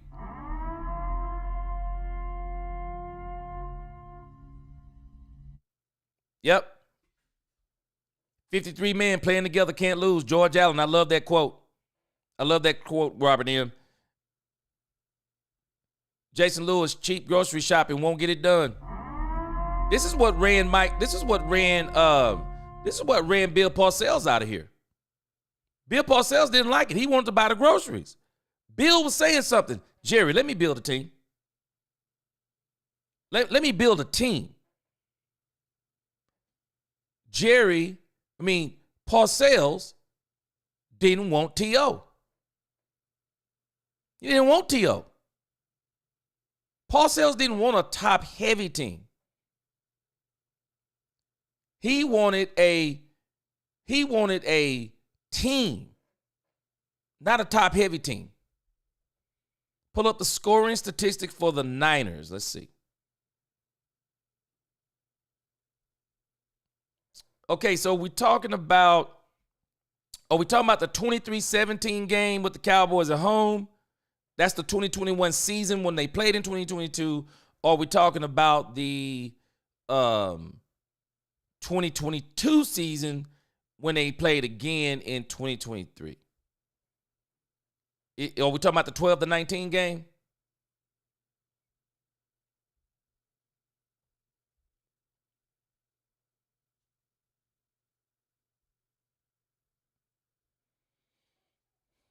Let's see here. All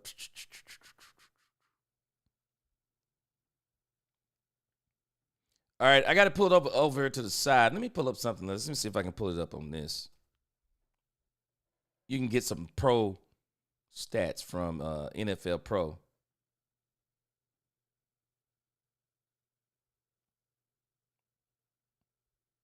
Okay, yeah, give me what you're talking about there, and I got it pulled up, and then I'll go a little further, and then we'll jump into Micah Parsons before we get out of here. Let's see.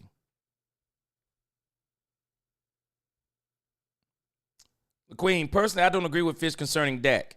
It's a team sport, not a quarterback game alone. I'm in total agreement with you, LaQueen. Total agreement. The injustice that they've done to Dak Prescott, they did the same thing to Tony Romo. They made it all about the quarterback. When looking back at the last time the Cowboys won a Super Bowl, it was not all about the quarterback. Troy Aikman played on some absolutely drop-dead great teams. He did. He'll tell you the same thing. Yep, Robert M., I'm with you. I love what you said, Robert M. Dollar store free agents. Yes, sir. I'm with you. Angie, I say it all the time. Dak Prescott hate needs to be studied. It needs to be studied. It doesn't make logical sense. And it's so crazy because even Joy Taylor said If Dak Prescott was not on the Cowboys, we'd be singing his praises. Because when you look at what he's done, it's actually been absolutely phenomenal. But because he's a Cowboy, I don't understand that, because they hadn't won in 21 years before he got here. I don't understand how that makes sense.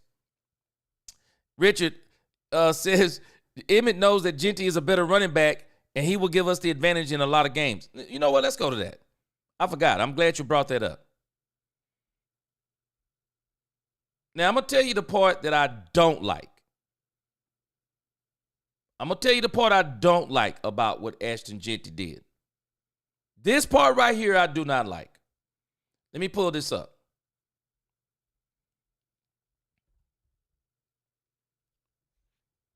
Says after an incredible junior season with the Boise State Broncos, running back Ashton Jeanty is preparing for the 2025 NFL Draft. Scouts, evaluators, the media, and everyone in between are sharing their opinions of the 21-year-old prospect. In Athlon Sports' Luke Easterling's latest NFL mock draft, Jeanty is the first running back selected with the number 20 overall pick by the Broncos. Wow. So they're saying that Cowboys are going to pass on Jeanty.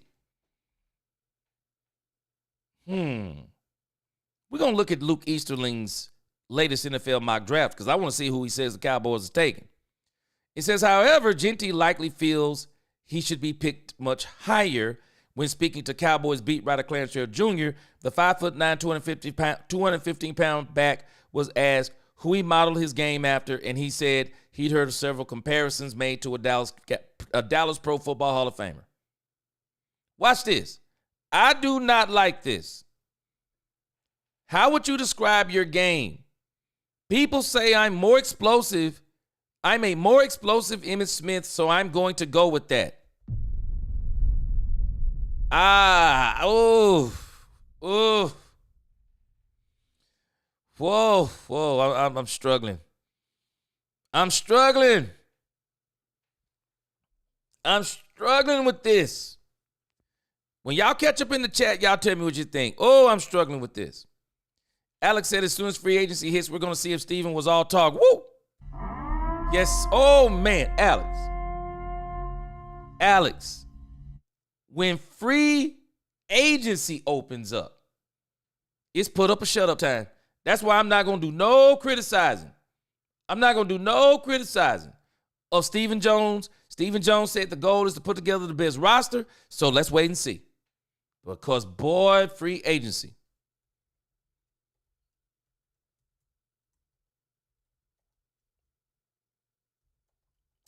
When free agency begins, I am going to mark, I'm telling you, I'm going to probably do a live stream so long on this day, it is going to be insane.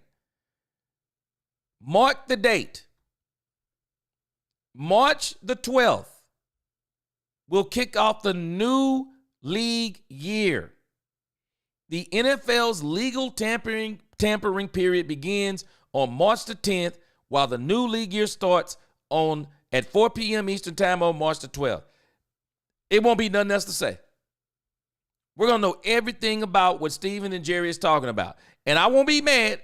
I won't be mad, Alex. I won't be mad. I mean, we're talking about a team that never does anything during this time other than the leftovers. I'm not going to be mad if they don't do something the first day. But where I am going to be mad if they don't do something the second day. They have to do something the second and the third day. They have to do something. So it's going to be put up or shut up time. It's going to be put up or shut up time for sure. Azteca said Niners kicker Robbie Good made 4 field goals and won that game. Purdy didn't even throw a touchdown in that game. McCaffrey running it in was the only Niners touchdown. Yep. Elite run games and elite defensive tackle play. Yeah, I'm with you. Linebacker play, yeah. Jason Lewis, I'm telling you, we're going to know everything we're going to know come free agency. Alex, Kyle Shanahan was McCarthy's nightmare. He had him well figured out. So did Matt LaFleur. Matt LaFleur had him figured out too. Angie said, Marlon, a hit dog will holler. I wasn't talking about you, but hey, if the shoe fits. Lee Ty says Niners win with a lesser quarterback than Dak because the coaches know how to use their players the right way. And Lee, imagine if Kyle Shanahan could get his hands on Dak Prescott. If Kyle Shanahan could get his hands on Dak Prescott, I promise you they'd win a Super Bowl. Dak had a 104.9 QBR, and Jaden had a 100.1 QBR. Yes, sir. Marlon, I criticized Dak for his poor performance in 2021 loss at home versus the Niners. Yeah, he had a bad and I don't know if he had a bad you know what? Azteca. Can we give the one thing that has always aggravated me, can we give the opposing defenses credit? Dak Prescott didn't have a bad game against the 49ers. The defense had a good game against Dak Prescott in the Cowboys. They figured him out. That's what they did. They figured him out. We never give defenses credit when they're just flat out good. Let me tell you something.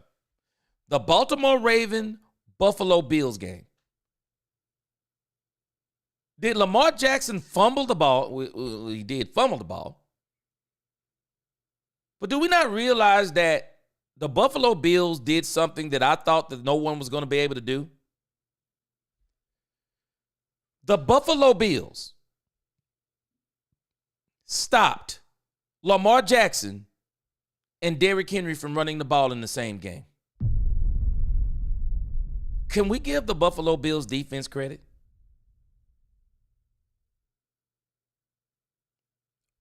I'm telling y'all that when Dak Prescott, you think about the Green Bay game, Azteca, you bring up the Green Bay game.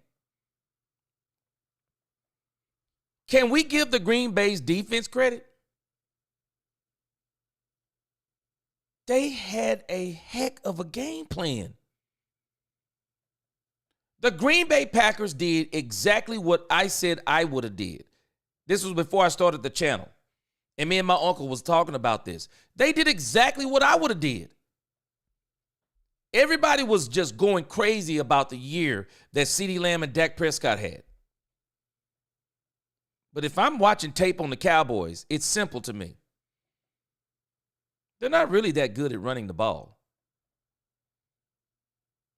How about we rushed them with 4? Because Tony Pollard doesn't still look quite the same. How about we rushed him with 4?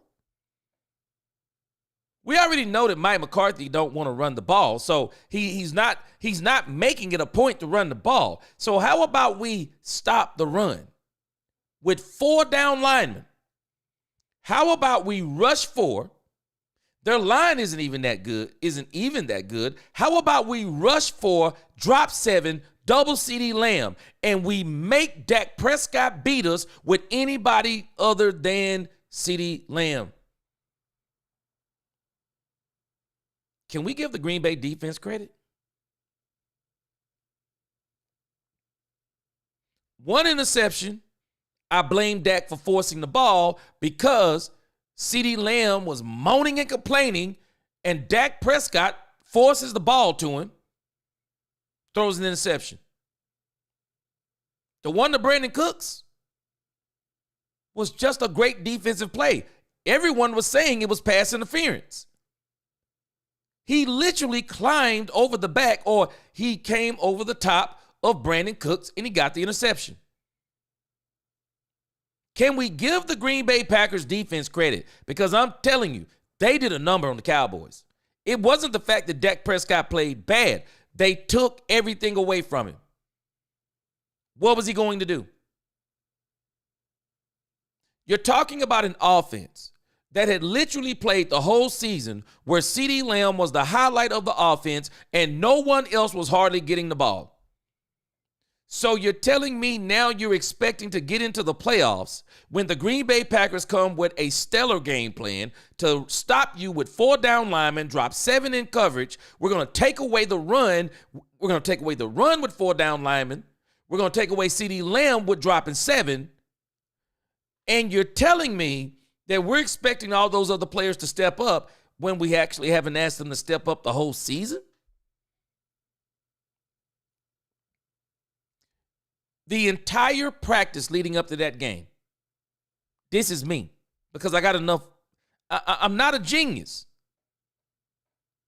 If I'm the coach, this is how I'm looking at my team. So if I'm the opposing coach, how would I stop me? That's how I'm thinking. How would I stop me?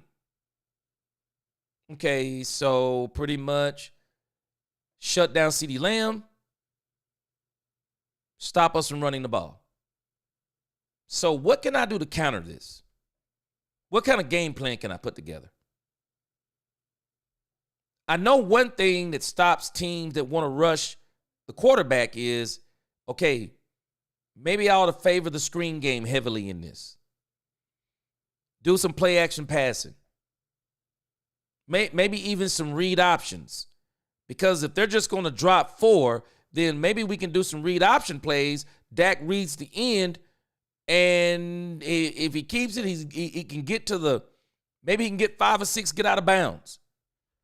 What does my game plan look like? Because when a team decides to drop 7 in the coverage, it's pretty tough throwing into that.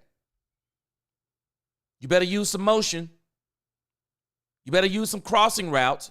You better use some of these rub routes. You better do some things to where you can get them out of that drop 7.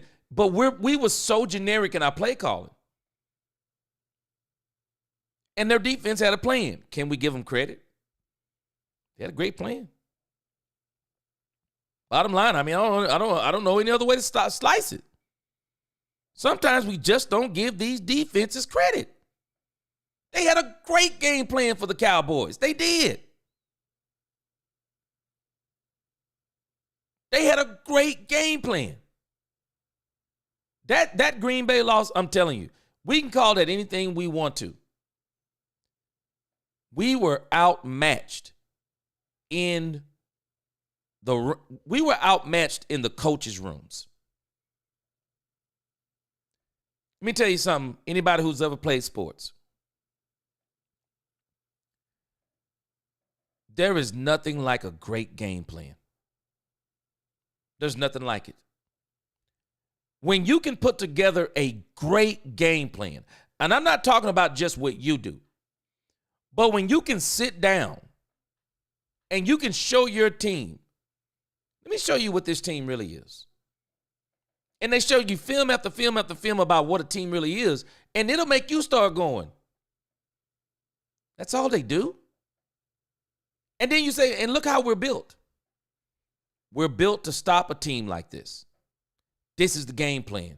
And you put together a game plan, and I mean you execute it to the point in practice to when you step out there, it's like you looking at the back of your hand. They had a great game plan. They did, man. They had a great game plan. And we don't even give these guys credit for it. We blame a great game plan and execution by the Green Bay Packers as Dak Prescott playing bad. You ever thought, well, why did he play bad? I'm telling you. We got to give these defenses credit sometimes. They do great jobs. Freddie says the way the boys' defense played versus Green Bay in that playoff game, they could not have stopped me in my motorized wheelchair with the 6 tires flat and the battery dead. I'm with you, Freddie. They couldn't. They just couldn't do it. Angie, Lions went away from the run game. Angie, let me tell you something. The content creators in the Detroit area went ballistic on Ben Johnson. They went ballistic on Ben Johnson. They said Ben Johnson threw the game. A lot of them were saying that. They said Ben Johnson threw the game. Yeah, and for some reason, Why would he put the game in? Let me tell you why what you're saying makes total sense, Angie. I watched a game where Jared Goff threw five turnovers, I think. I can't remember. Let me see how many he threw. Jared Goff had a multiple turnover game against the Houston Texans this year.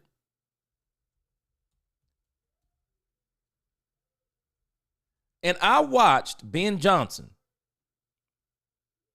literally turn away from Jared Goff, got the run game back on track,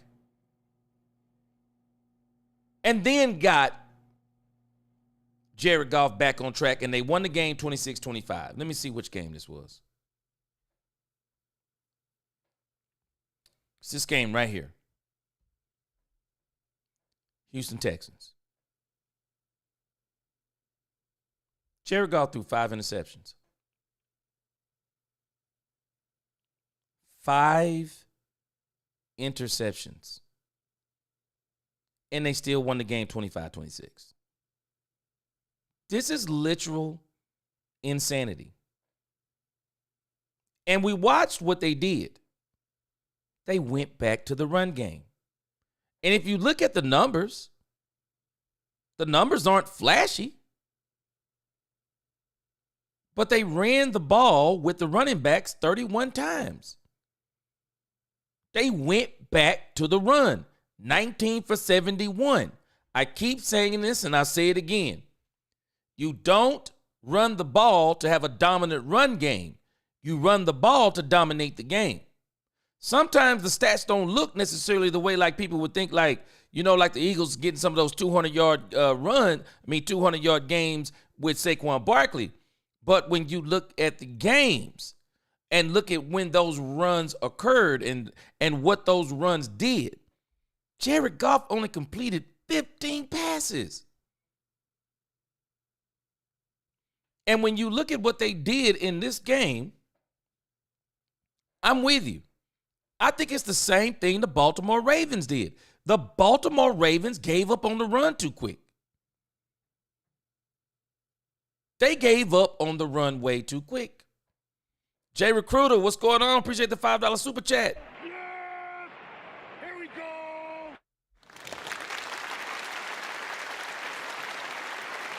Man. Jay Recruiter, I'm telling you. I can't wait to get you on the phone, man, so you can do some talking. You and Angie. Niecy not here tonight, and some of y'all other people, Alex, and some of y'all. I can name so many of y'all. But I'm telling you, man, me and your mind in the same place, because I've said this over and over. I would not be surprised if the Cowboys trade back.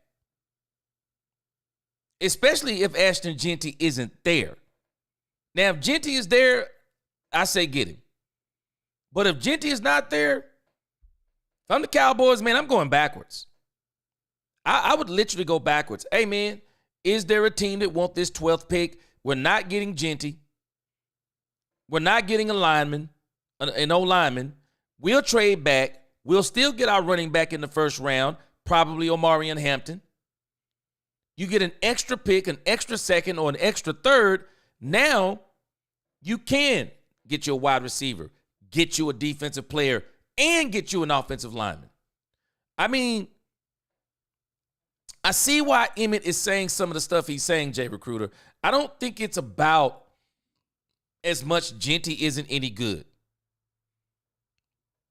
I think he's just saying he doesn't want Jerry to go top heavy again. No, build a team. Come up with a plan. And let's go even deeper. Come up with a plan and draft according to the plan. Which I am going to give the Cowboys credit for this. I do think they're coming up with a plan. I do think they are coming up with a plan. I don't think they're not. I think this is actually what they're working on. I think they are working on a plan. I do. I think they're working on a plan. I think they're working on a plan. And so let's look at something else here real quick.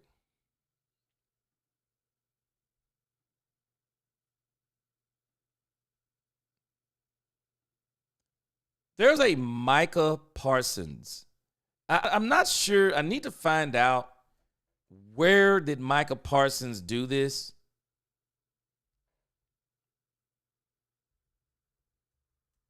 I'd like to know, like, where is this? I'm not sure what it's from. But Micah Parsons is saying some things. He's in a pink do-rag. Sounds like he was on ESPN radio. Or it looks like he was on ESPN radio. He had this pink do-rag on. I don't know. I guess they got him at the crib or something. Dang on it. I just looked at this last night. But I want to bring this up about Micah Parsons and some of the things that he's saying about. Well, let me let you hear it. Y'all tell me what you think about this. He said some things in this interview that I just don't think sometimes. I don't think Micah Parsons is. I just don't think he thinks. I just don't think he's thinking when he's talking. And then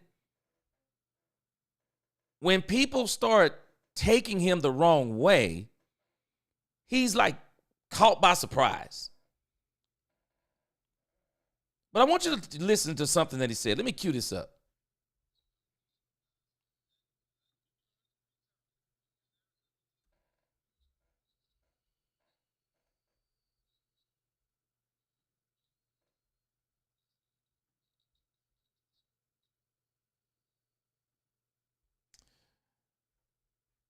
All right. So I have this queued up. I don't know if any of y'all heard this interview. But Micah Parsons, where I talked last night, is he kind of took a shot at Dak Prescott about his contract, right? But then I didn't realize it until I listened to all of them. I was like, I could have made a video on this because I want you to hear something that he says about the team. Just y'all check out Micah Parsons. This is Micah Parsons. I mean, this this dude got the pink do-rag on. Boy, got that pimp look. Check out what Micah Parsons says. Two things we're going to key in on. It's going. They're pretty much going all in. You know, they got small QB bills, but at the end of the day, Okay. So did y'all hear what Micah Parsons said? He said they're going all in. These other teams are going all in, and they got small QB bills. Let me let you hear that again. You know, it's going to be tough now because every team is going. They're pretty much going all in. You know, they got small QB bills, but at the end of the day, we got to be ready. So who are the teams? Who could he be talking about with the small QB bills? And I don't understand. And I'm like, Micah Parsons could just do a little bit of research. If he just did a little bit of research, he wouldn't be saying some of these things. I mean, this stuff, let me show you. It's called Over the Cap. Anybody can go look this stuff up. Now, let's go back. Let's go back and hear what he said. And let me get an updated one. Let's just look. You can find these salaries everywhere. Everywhere. I'm looking at another site called Sport Track. This is updated. So let's go back and let's hear what Micah Parsons said again.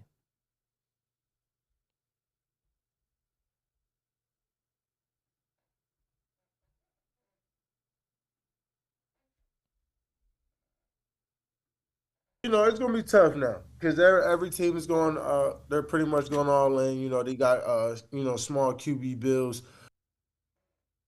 They have small QB bills. Now, what gets under my skin about this statement, because he's saying, or at least it seems to me he's saying, because we have a large quarterback bill. because our quarterback is the highest paid quarterback in the league. Now, the thing that perturbs me about this, what is he talking about? Let's go down here. Because he could only be talking about the NFC. So I don't even know if we could even consider, because in our division, the NFC, Jaden Daniels has a $9 million contract. I mean, $9 million a year, something like that, right? Are we sure yet? I mean, the Washington Commanders, if we look at the squad as it's currently constructed, would we really call that squad an all-in squad? I don't call Dan Quinn's squad an all-in squad yet. I think what we're about to see this year is going to be a Dan Quinn all-in squad, because I got a funny feeling. I told y'all this 2 days ago. I got a funny feeling. Dan Quinn is not only going to be after Myles Garrett, and now it's being reported Myles Garrett is saying he want to play for the Commanders. I don't think he's going to be done with Myles Garrett. I think he's going to go after Osa Odigizua. I think Dan Quinn is going to go after Myles Garrett and Osa Odigizua. I do. I think he's going to go after both of them. He may literally put the Cowboys in a chokehold by playing chess. I want y'all to think about the Osa Odigizua thing. If we have to, what do we have to overpay for Osa Odigizua? Because Dan Quinn will not be the only team after Osa Odigizua. Y'all get ready on March the 12th. Man, we're going to have some fun March the 12th. Y'all get your popcorn ready, get your pizza ready, and y'all be ready to tune in all day long, because I'm telling you, these teams are going to be after Osa Odigizua. Defensive tackle in this league is a hot commodity, man. It's a hot commodity. And Osa Odigizua, while he's not a good run stopper, Osa Odigizua is a good pass rusher. Go figure. He's a good to great pass rusher.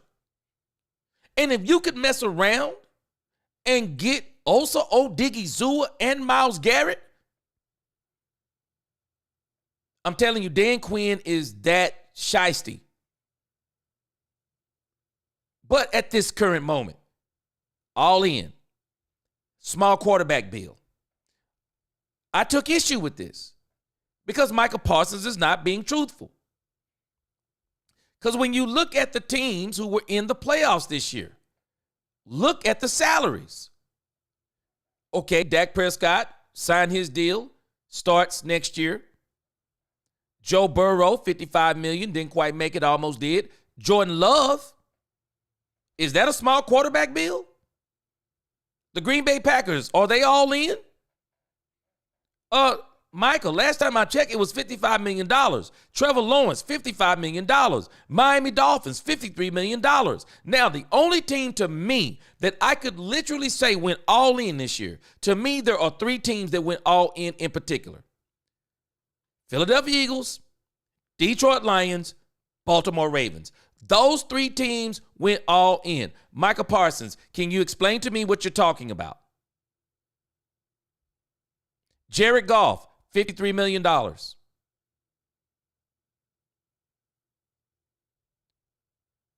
Lamar Jackson, $52 million. Jalen Hurts in the Super Bowl, $51 million. And the Philadelphia Eagles and the Detroit Lions, they still have a window. They still have a window. They both got these players under contract for at least one more year. They both do. The Detroit Lions, they are still going to have a great team. And this time they will not be injured. I'm going to be interested to see who do they bring in at OC or DC. I don't really know if they have or not, if they have not. I don't follow them. But the teams that are actually going all in, no, Michael, they don't have small quarterback bills. They have large quarterback bills. And not just 1 year quarterback bills. They got multiple year quarterback bills, and they're not regressing, going backwards, getting less players. They're getting more players. I'm sorry. I don't even call in the 40s. I don't call these small quarterback bills. Kyler Murray. They're still trying to build on him. Now, if I'm Arizona, I wouldn't give him another year. I can't deal with quarterbacks that short. I can't. Deshaun Watson, Cleveland, they are cooked on that contract. Tore his Achilles again. He won't be playing another season. They're never going to get the money's worth out of this. Kirk Cousins, he's no longer playing, but they're still got to pay him. Patrick Mahomes, $45 million. Okay, we're calling the 40s. We're calling that small quarterback bills. I guarantee you they're going to go and do something and adjust Patrick Mahomes' contract because people don't realize it. They've been doing it every year. Josh Allen, $43 million. He's probably going to get another big contract. Matthew Stafford, $40 million. Please tell me, where are the small quarterback bills? Micah Parsons, I'm telling y'all, this man does not think when he's talking. He just doesn't think when he's talking. And then other folk who obviously don't think either start saying, oh, man, you're reaching. Reaching for what? What he said is a lie. The only team that has small quarterback bills is the Washington Commanders because they got their quarterback on a rookie deal. There are no other small quarterback bills. No, in actuality, the Dallas Cowboys got showed up. Because Howie Roseman and the Philadelphia Eagles not only went and signed Lamar Jackson, they went and signed all the players around him. Devontae, A.J. Brown, Saquon Barkley, they signed these skill positions around him. They got O-line play. They got D-line play. They got their secondary better. This is insane when people say this. And the thing that bothers me about Micah Parsons, he sounds a lot like Jerry Jones. Y'all going to have to tell me. Some of y'all know more than me on this stuff. Tell me.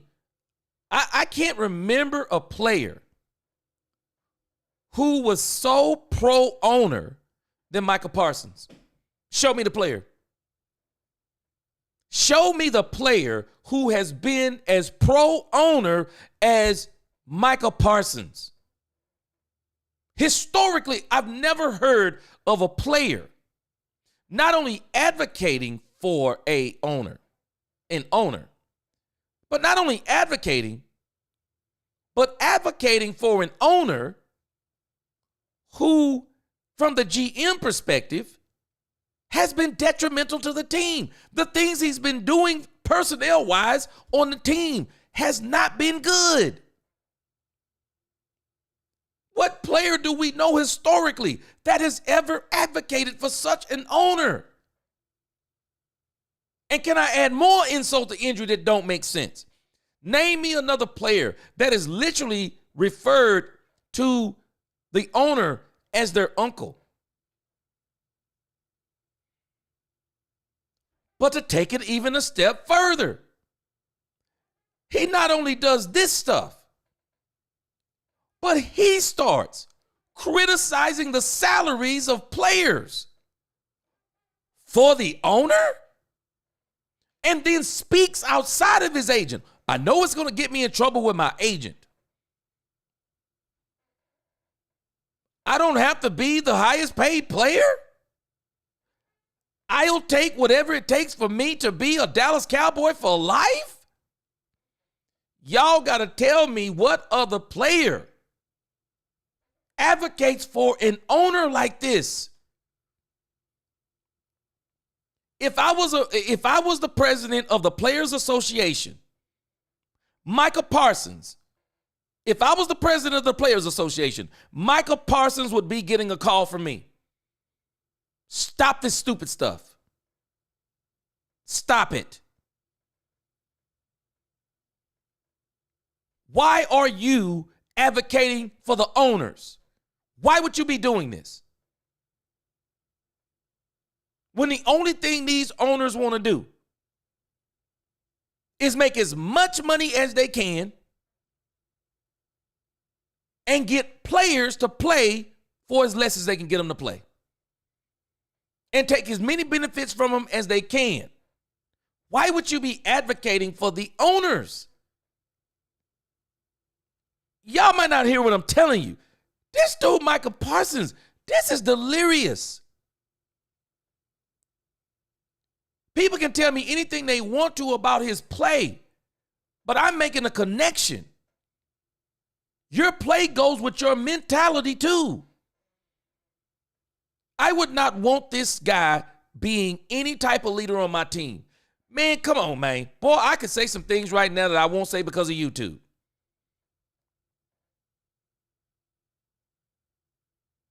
But this sounds like to me that somebody who in the house and some other folks are working out in the field, and this dude is in the house.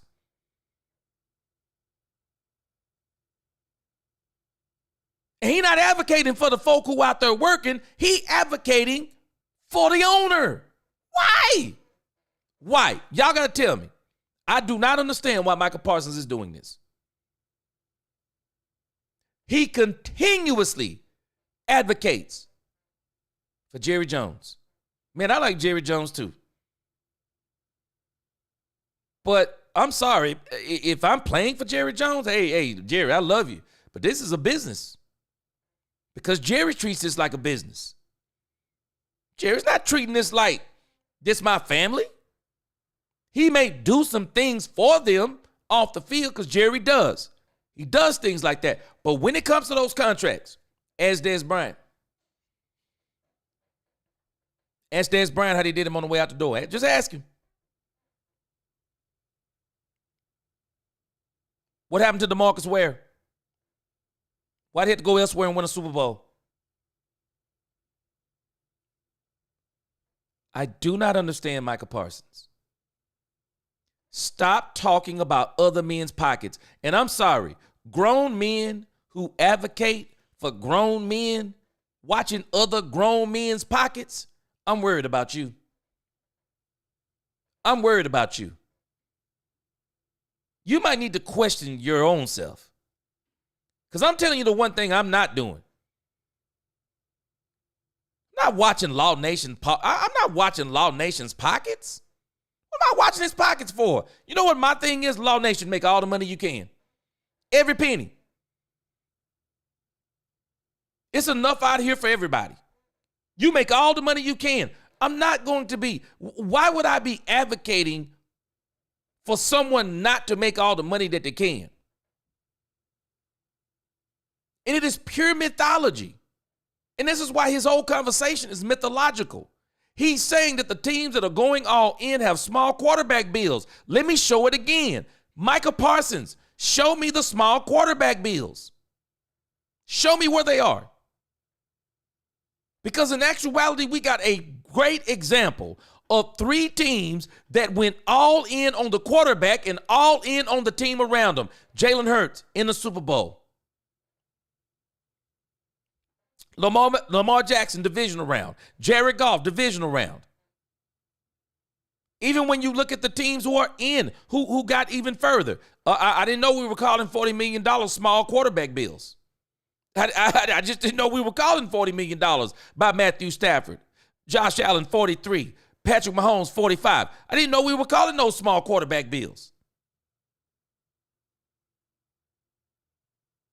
And if we're calling those small quarterback bills, you can't tell me these $50 million contracts are small quarterback bills.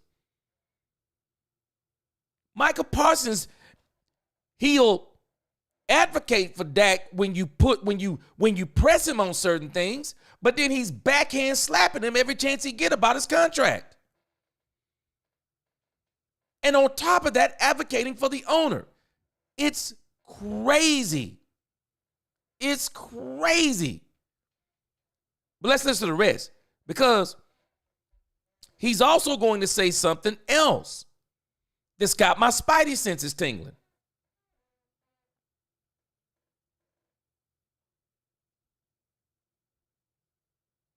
Let me go to a couple of comments. Miss Matrix said, G, I believe that specific comment, cheap QB bills, was about Jaden. So watch. So he's talking about Jaden. He's setting himself up with an out when they don't sweep Washington next year. So the thing that, and I get it, because he probably is, but he said these teams. And then number 2, Miss Matrix, do we really consider the Commanders to be all in? Because we don't really know if they're all in. Now, we're about to find out. It's like Alex, I think Alex said it. We about to find out about the Cowboys. Boy, we about to find out about them Cowboys. Stephen Jones said our goal is to build the best roster in the NFL. Boy, March the 12th, 4 p.m. And matter of fact, actually March 10th. We're going to see if we hear the Cowboys name March 10th. Because actually, all the deals get made before March the 12th. All the deals get made before March the 12th. Before March the 12th. Most of the deals are made March 10th, 11th, and then on the 12th, everybody just signing paper. We're going to know everything we need to know about the Cowboys. But also we're going to know about the Washington Commanders, because right now, yes, they've put some pieces. But would anybody really say that the Washington Commanders really have a great or good? I think they got a good team. I don't think it's close to great yet. But we're about to see. But how do you use Jaden Daniels as the example? Who you need to be talking about, and they don't have a small quarterback bill, and this is why I say he's so disingenuous. The Detroit Lions, the Philadelphia Eagles, they do not have small quarterback bills. And those two teams are built to still be better than every other team in the NFC for the next year. They're going to be good in 2025 too. This is why I've been saying the Cowboys will win the chip in 2026. I think they get their roster filled in 2025. And then 2026 is where they're going to be able to get some players that's going to really push them over the top. But they got to fill a roster this year. And they got to put together a good roster. It can't just be okay. It's got to be a good to great roster. Micah Pidge. She said Micah Herline caused him to have one photo sacks in the playoffs. Man, I'm telling you, Edgy, you killing me right now. You killing me right now. Robert, you like me. I'm dying. J&Y Blue, let Osa go. Check his stats this year. 45 tackles, 4.5 sacks. Come on, man. You know what? This is this thing about the analytics, J&Y Blue. Pro Football Focus is telling us he's one of the best pass rushing tackles out there. And so just based on that, people are going to be after him. Darren Posey, you're right. People can't leave the Cowboys alone. I'm telling you, it's crazy. But he ain't done. What's up, Kevin Bryant? What's up? Tell it like it is. Says, pull up the Eagles players' contract so y'all can stop this. I'm telling us. They do not have small quarterback bills. These teams don't. And the Eagles and the Detroit Lions are still poised to be good at least for another year. They are. What's going on, Michelle? And I'll tell you this. I've already talked about this cycle. We can say anything we want to about the Philadelphia Eagles, but they've only been to the Super Bowl now 2 out of 4 years. Everybody keep talking about, the Philadelphia Eagles, they're going to fall off. When? Can you tell us when? Who wouldn't want to go to the Super Bowl? Who wouldn't want to have a Super Bowl, down year, okay year, back to the Super Bowl? Who wouldn't want it? I wish we could do this. I wish we could do this. Hurts make a 51 a year, and if they paid everybody. I'm telling you. On the fan they said this, tell it like it is.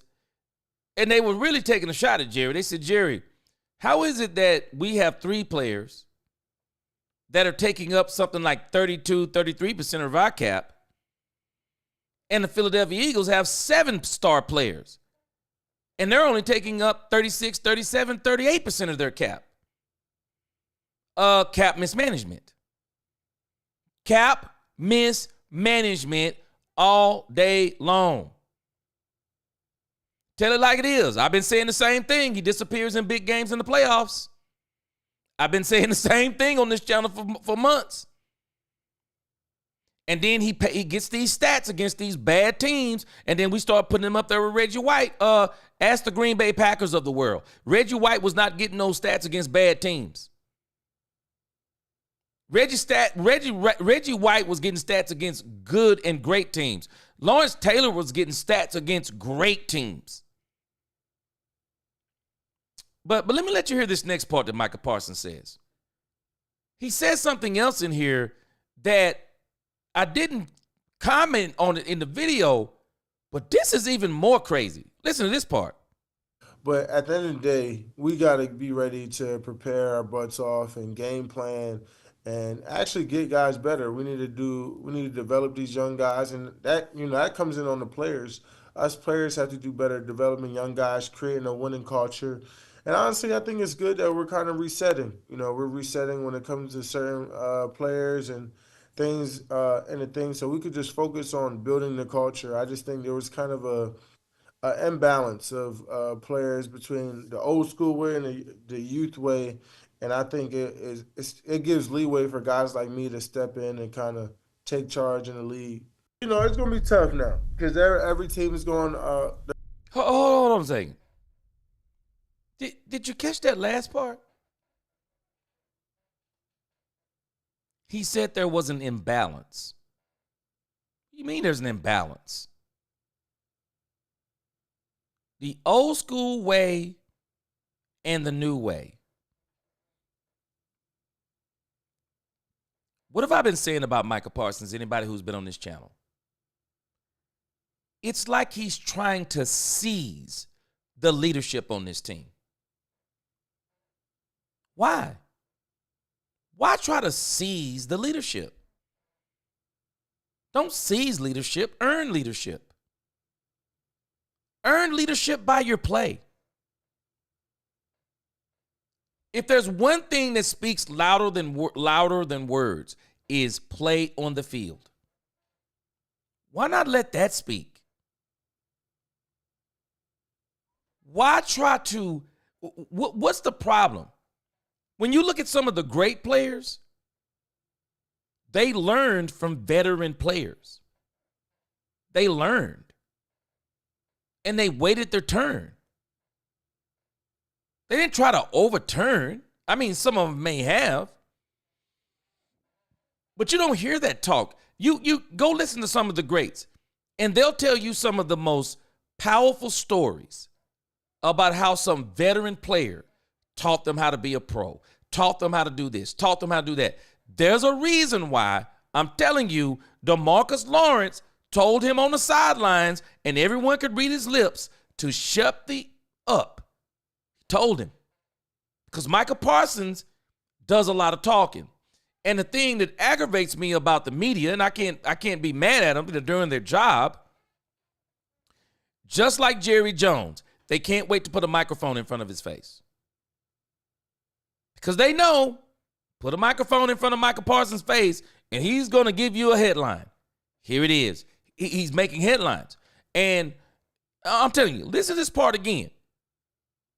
This sounds like, okay, he's probably glad that D-Law is out of here. He's glad that D-Law is out of here because he wants to be the leader. Focus on building the culture. I just think there was kind of a imbalance of players between the old school way and the youth way. And I think it gives leeway for guys like me to step in and kind of take charge in the league. So you're the youth way. Y'all remember the story in the Bible of Jeroboam and Rehoboam?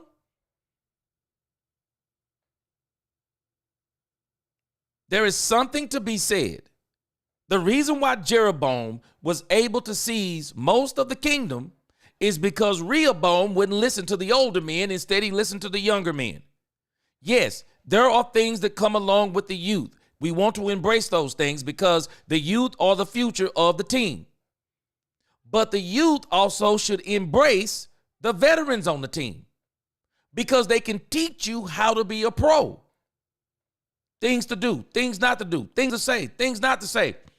Micah Parsons doesn't seem to value that. And I said this a few weeks ago. I'm sorry. They need to get this young man.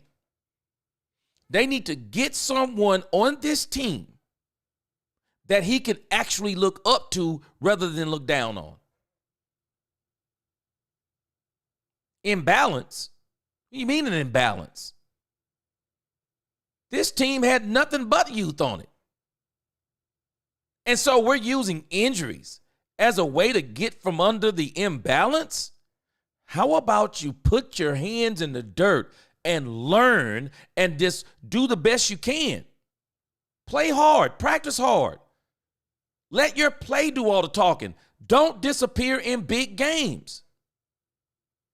This is the same person that walked off the field during the Cincinnati Bengals game. This is crazy. This is crazy work. I thought this was crazy work. I did. And he said something else. There's another part of this interview. I'm going to have to try and find this interview because I went back and commented on this today because someone was saying that there's nobody that advocates for Dak Prescott like Micah Parsons. I disagree. I disagree wholeheartedly. I think this is the video right here. And the thing I don't like about Micah Parsons, he double talks. He'll talk about small quarterback bills. Who doesn't know that's not aimed at Dak Prescott? He said in an interview earlier with ESPN this year, he said, when you're the highest paid player, you know what they say, when you're the highest paid player, you don't have players around you. Right after Dak Prescott becomes the highest paid player in the league. So we don't think that's a dig at Dak Prescott. If you don't think that's not a dig at Dak Prescott, I don't know what else to tell you. You can come to your own conclusion. But you can clearly tell that's what this is. But then he comes back and he says this. All things aside, you look at the stats and everything that he did and accomplished, 12-5 playoff team, however you want to name it, and he didn't have a triple crown defense. He didn't have all that. But then the year Lamar puts up the same numbers Dak did, he's a for sure in kicking for MVP. He is the most deserving, and I'm not taking away because Lamar does deserve MVP. But the way they scrutinize Dak and say, oh, well, he didn't win this game, he didn't do that. Well, his defense let him down. We gave up 30 points. We did what we couldn't stop the run. So was that really on Dak's fault? But, Now,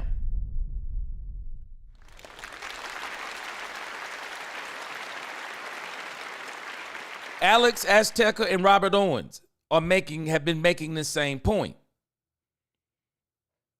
But then he comes back after the backhand slap. Now he's coming back saying, and he's kind of saying it matter-of-factly, but he's saying something, is it really Dak's fault? And I mentioned this earlier. I'm sorry, you ought to have a good enough defense that your quarterback can make a couple of turnovers and you still win the game. As the Houston Texans. C.J. Stroud can make turnovers and they can still win games because the defense will not allow the other team to score. And he's saying something. Lamar Jackson has played with better defenses than Dak Prescott and has nothing more than one more win to show for it. He's also making another argument that the Dak haters don't want to admit. Dak Prescott unequivocally was the MVP in 2023. Lamar Jackson did not outplay Dak Prescott. He did not outplay him. The stats showed it. The wins showed it.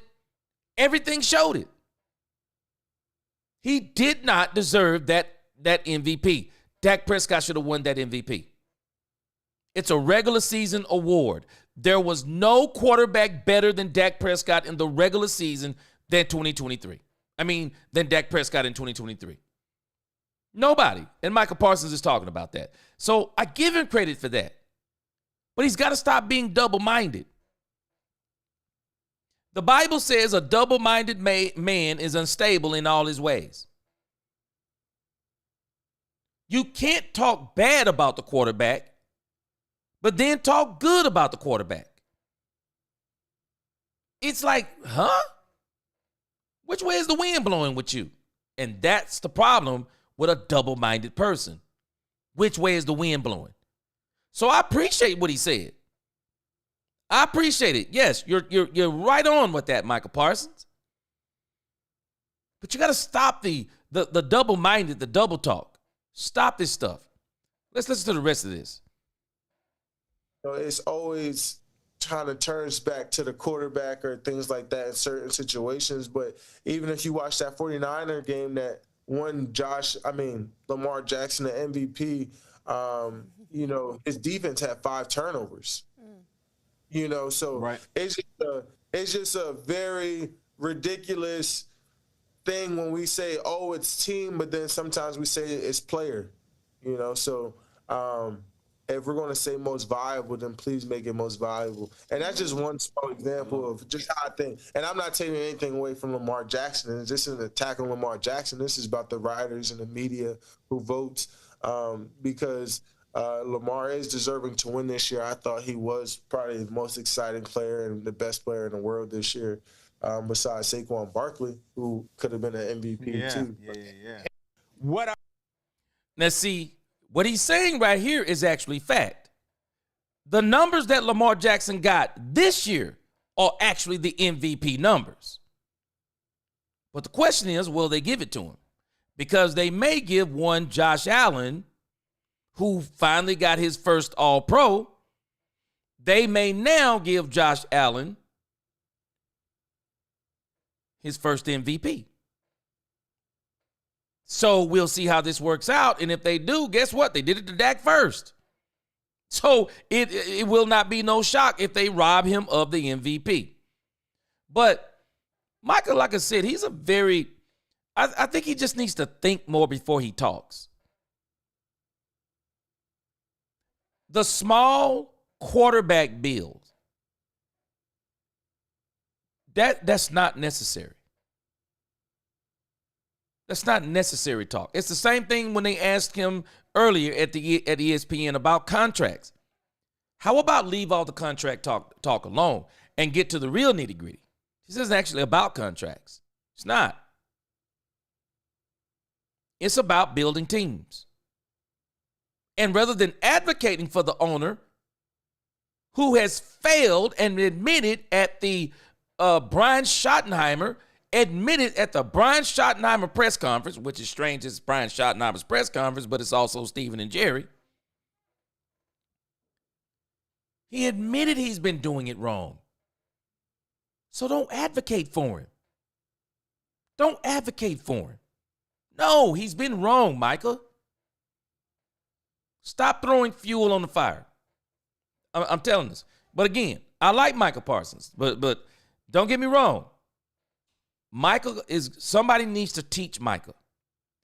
I say this all the time. It's funny to me. When I was growing up, people used to always say, sticks and stones may break my bones, but words will never hurt. Well, over the years, I've learned that when you get injured, it's amazing how those things heal. And other than a scar on your body, sometimes you don't even remember those injuries anymore. But man, words can cut a person to the bone. Words do hurt. I don't know where people got that from, but words hurt. The one thing you always want to do, be careful with your words. Be careful how you say things. Be careful how you explain things. And sometimes if you get it wrong, there's nothing better than coming back and saying, yeah, I got that wrong. Yep, I got that wrong. Yeah, I wasn't right about that. There have been people in some of the comments sometimes, and I'll go back and tell them, thank you for catching that. You're right about that. Okay, I didn't know that. You're right about that. There's nothing wrong with doing that. But somebody's got to tell Micah Parsons because he likes to talk. It's obvious. He's going to be great in Stu's going to be great in broadcast. This I think he is. He's going to be great in broadcasting after football. I mean, I will not be surprised if Micah Parsons is an absolute famous broadcaster in this game after it's all said and done. I could see him being on a Thursday night football team, a Monday night football, Sunday night football. He'll be a great broadcaster. But the one thing I think he's got to learn is you got to slow down a lot of that talk during the season. And whatever you're talking about, man, stop involving your team so much. Stop saying things that people could misconstrue about what you're saying about your teammates. You got to think better. I mean, you got to think before you talk. Get your ideas together in your head. And when people ask you questions, don't be so quick to answer them. The Bible says, quick to answer, slow to speak. Process people's questions sometimes. Process them. So you don't say things and then you have to go back to your teammates and be explaining, oh, that's not what I meant, or explaining to people, oh, that's not what I meant. But I thought this was very interesting. I did.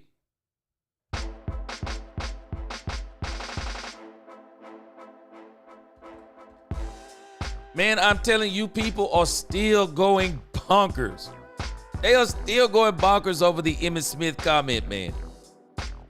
I don't know if Emmitt was trying to get the attention that he's getting, but boy, Emmitt is getting all the attention right now. He really is. Kelvin said, Brian, gee, if I was Dak, I would go tell him face to face. I said the same thing. I'd step to him. I'd step to Micah Parsons. I would, as a man. I wouldn't try to beat up. I mean, I'm not trying to fight or nothing. I just step to him. Hey, man, do you not hear the stuff you're saying? I would step to him face to face, man to man, and tell him, keep your mouth shut or just backhand slap him. You know what? I would tell him, though, hey, man, stop saying things that other men have to answer for, bro. Just keep everything that's related to you. Don't talk about other men's pocketbooks. Talk about your pocketbooks, your play on the field. Don't know, be the best. Said, how many NFC Championship games has Tom Brady won with 3 interceptions in the game? Answer, 3. Defenses should be able to overcome interceptions. Teams should be able to overcome them too. Dak, 18-7 TD interception ratio, 2-5 record. Lamar, 13-11 TD interception ratio, 3-5. Yep, tell it like it is. Joseph Terrell, Jeanty and Junkins draft both. Ooh, man, I'm telling you.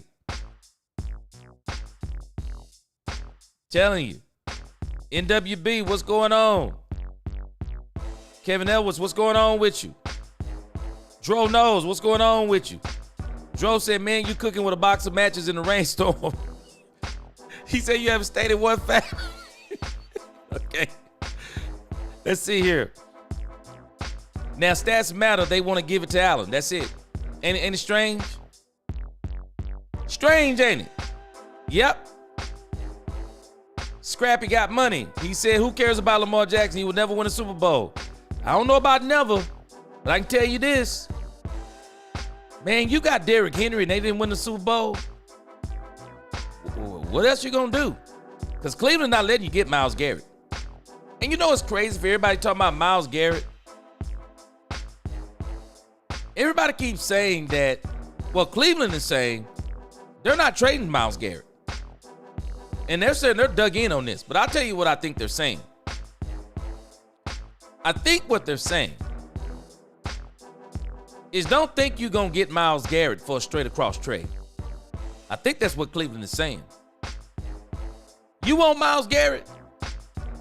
Get ready, because you're going to give up the franchise. They're literally basically sending a signal to teams that this going to cost you probably what? First round and a third rounder? 2 2s?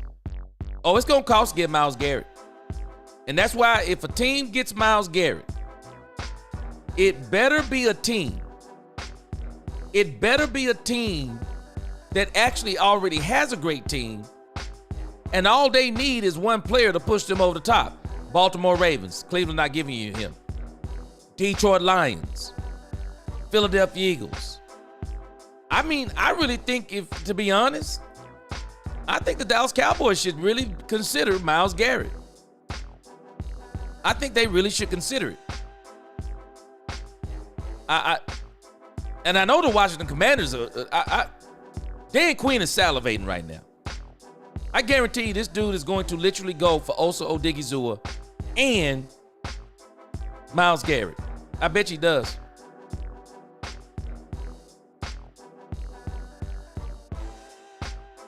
Dono said Micah better put his money where his mouth is, literal, when the Cowboys come with that $25 to $28 million offer.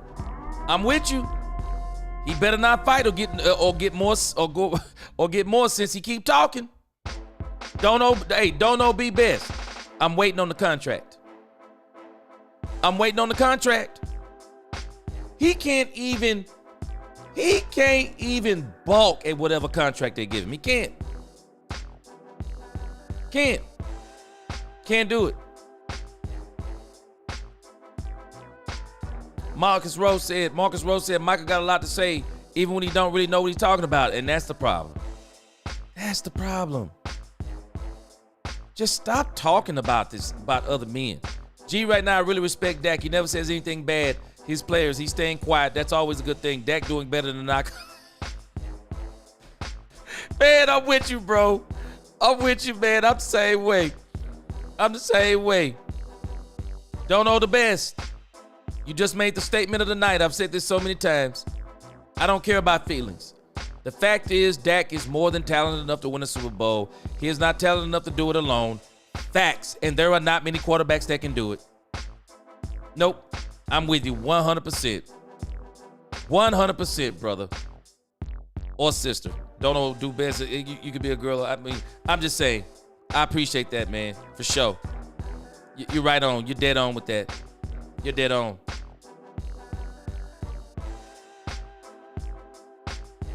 Tell it like it is says, well, TDTO, anyone, same thing.